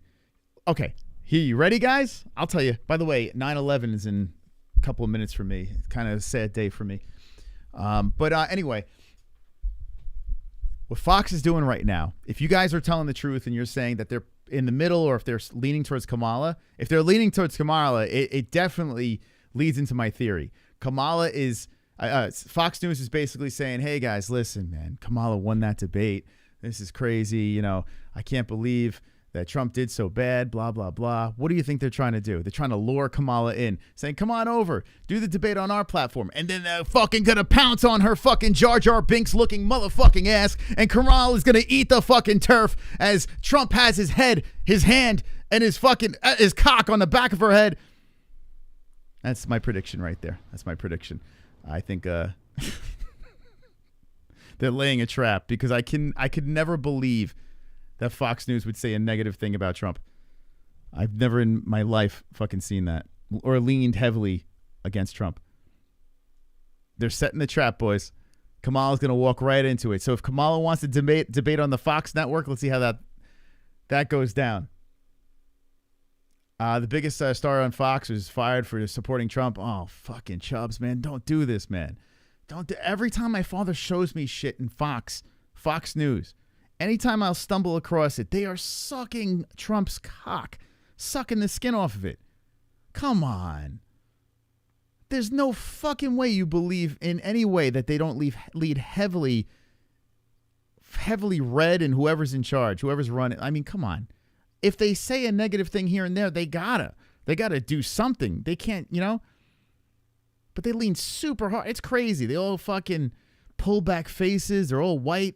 Occasionally, they'll slip a black guy in like a fucking chocolate chip on a cookie. Like Fox News is what Fox News is, right? Come on. And I think if they are, honestly, fucking sucking off Kamala, I think they're setting a trap. This could be all fucking part of the plan. Trump did pretty damn good, I think. Honestly, I think Trump did fantastic considering there's 3 against 1, right? I'm not even going to use that. I think Trump did all right. I think Trump won, especially in the closing statements. I think Trump fucking stomped on her. So for Fox to say that Trump didn't win, the only thing I could think of is they're trying to lure her in to debate on their platform, and then they're going to give it right back to her. It's going to get ugly. It's going to get ugly here, and I'm all for it. I love this shit. May the best man, woman, tranny win this election, okay? All I care about is my fucking bank account looks a little bit better. The gas prices go down. Food prices, go down. My insurance goes down. Let's do that, okay? All right, guys. I'll see you. I know Friday, we're going to be live for Food Court Friday on the main channel. I'm probably going to do an upload tomorrow. I got a short coming out tomorrow. Maybe we'll do a press conference Thursday. We'll see. We'll see what's going on here, but we got a jam-packed week. Also, we got the Noche event. Please, we have a website, MMA-HOLES.tv. Go on over there to make your predictions. And if you're going to place a bet, do it at MyBookie. Thank you, Kamala, for initiating the handshake. I appreciate that. You won me my money. Thank you. Just give me my money. Just give me my money. Yeah, maybe I'll slip a little members only, become a member on the main channel or this channel. Feel free. Oh, boy. Johnny Lisp. I mean, come on, man. Johnny, have a great night. You went to bed 4 times already. Thank you for sticking around, and we'll see you on the main channel. Bye.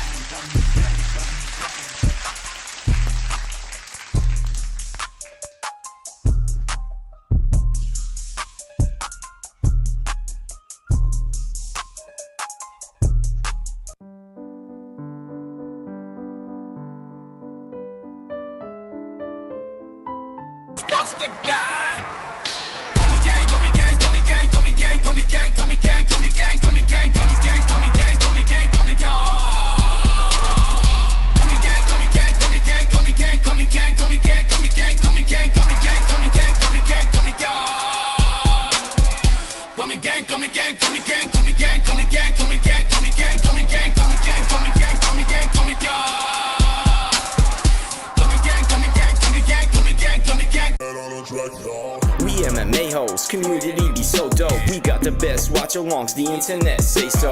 Who you gonna pick now, the over or the under? Chris will give his picks out, and I don't trust no other. Main card or the prelims, it don't really matter. UFC fight nights and pay-per-views on a platter. Toe holes and omoplatas, blood nose and split bananas, thug rolls and empanadas, big bowls of marijuana. Gummy gang, gummy gang, gummy gang. I need 2 joints to hang in the homie Craig gang. I'm grinning ear to ear, amped up, showing things. It's time to watch the fights, beast mode, watching bang.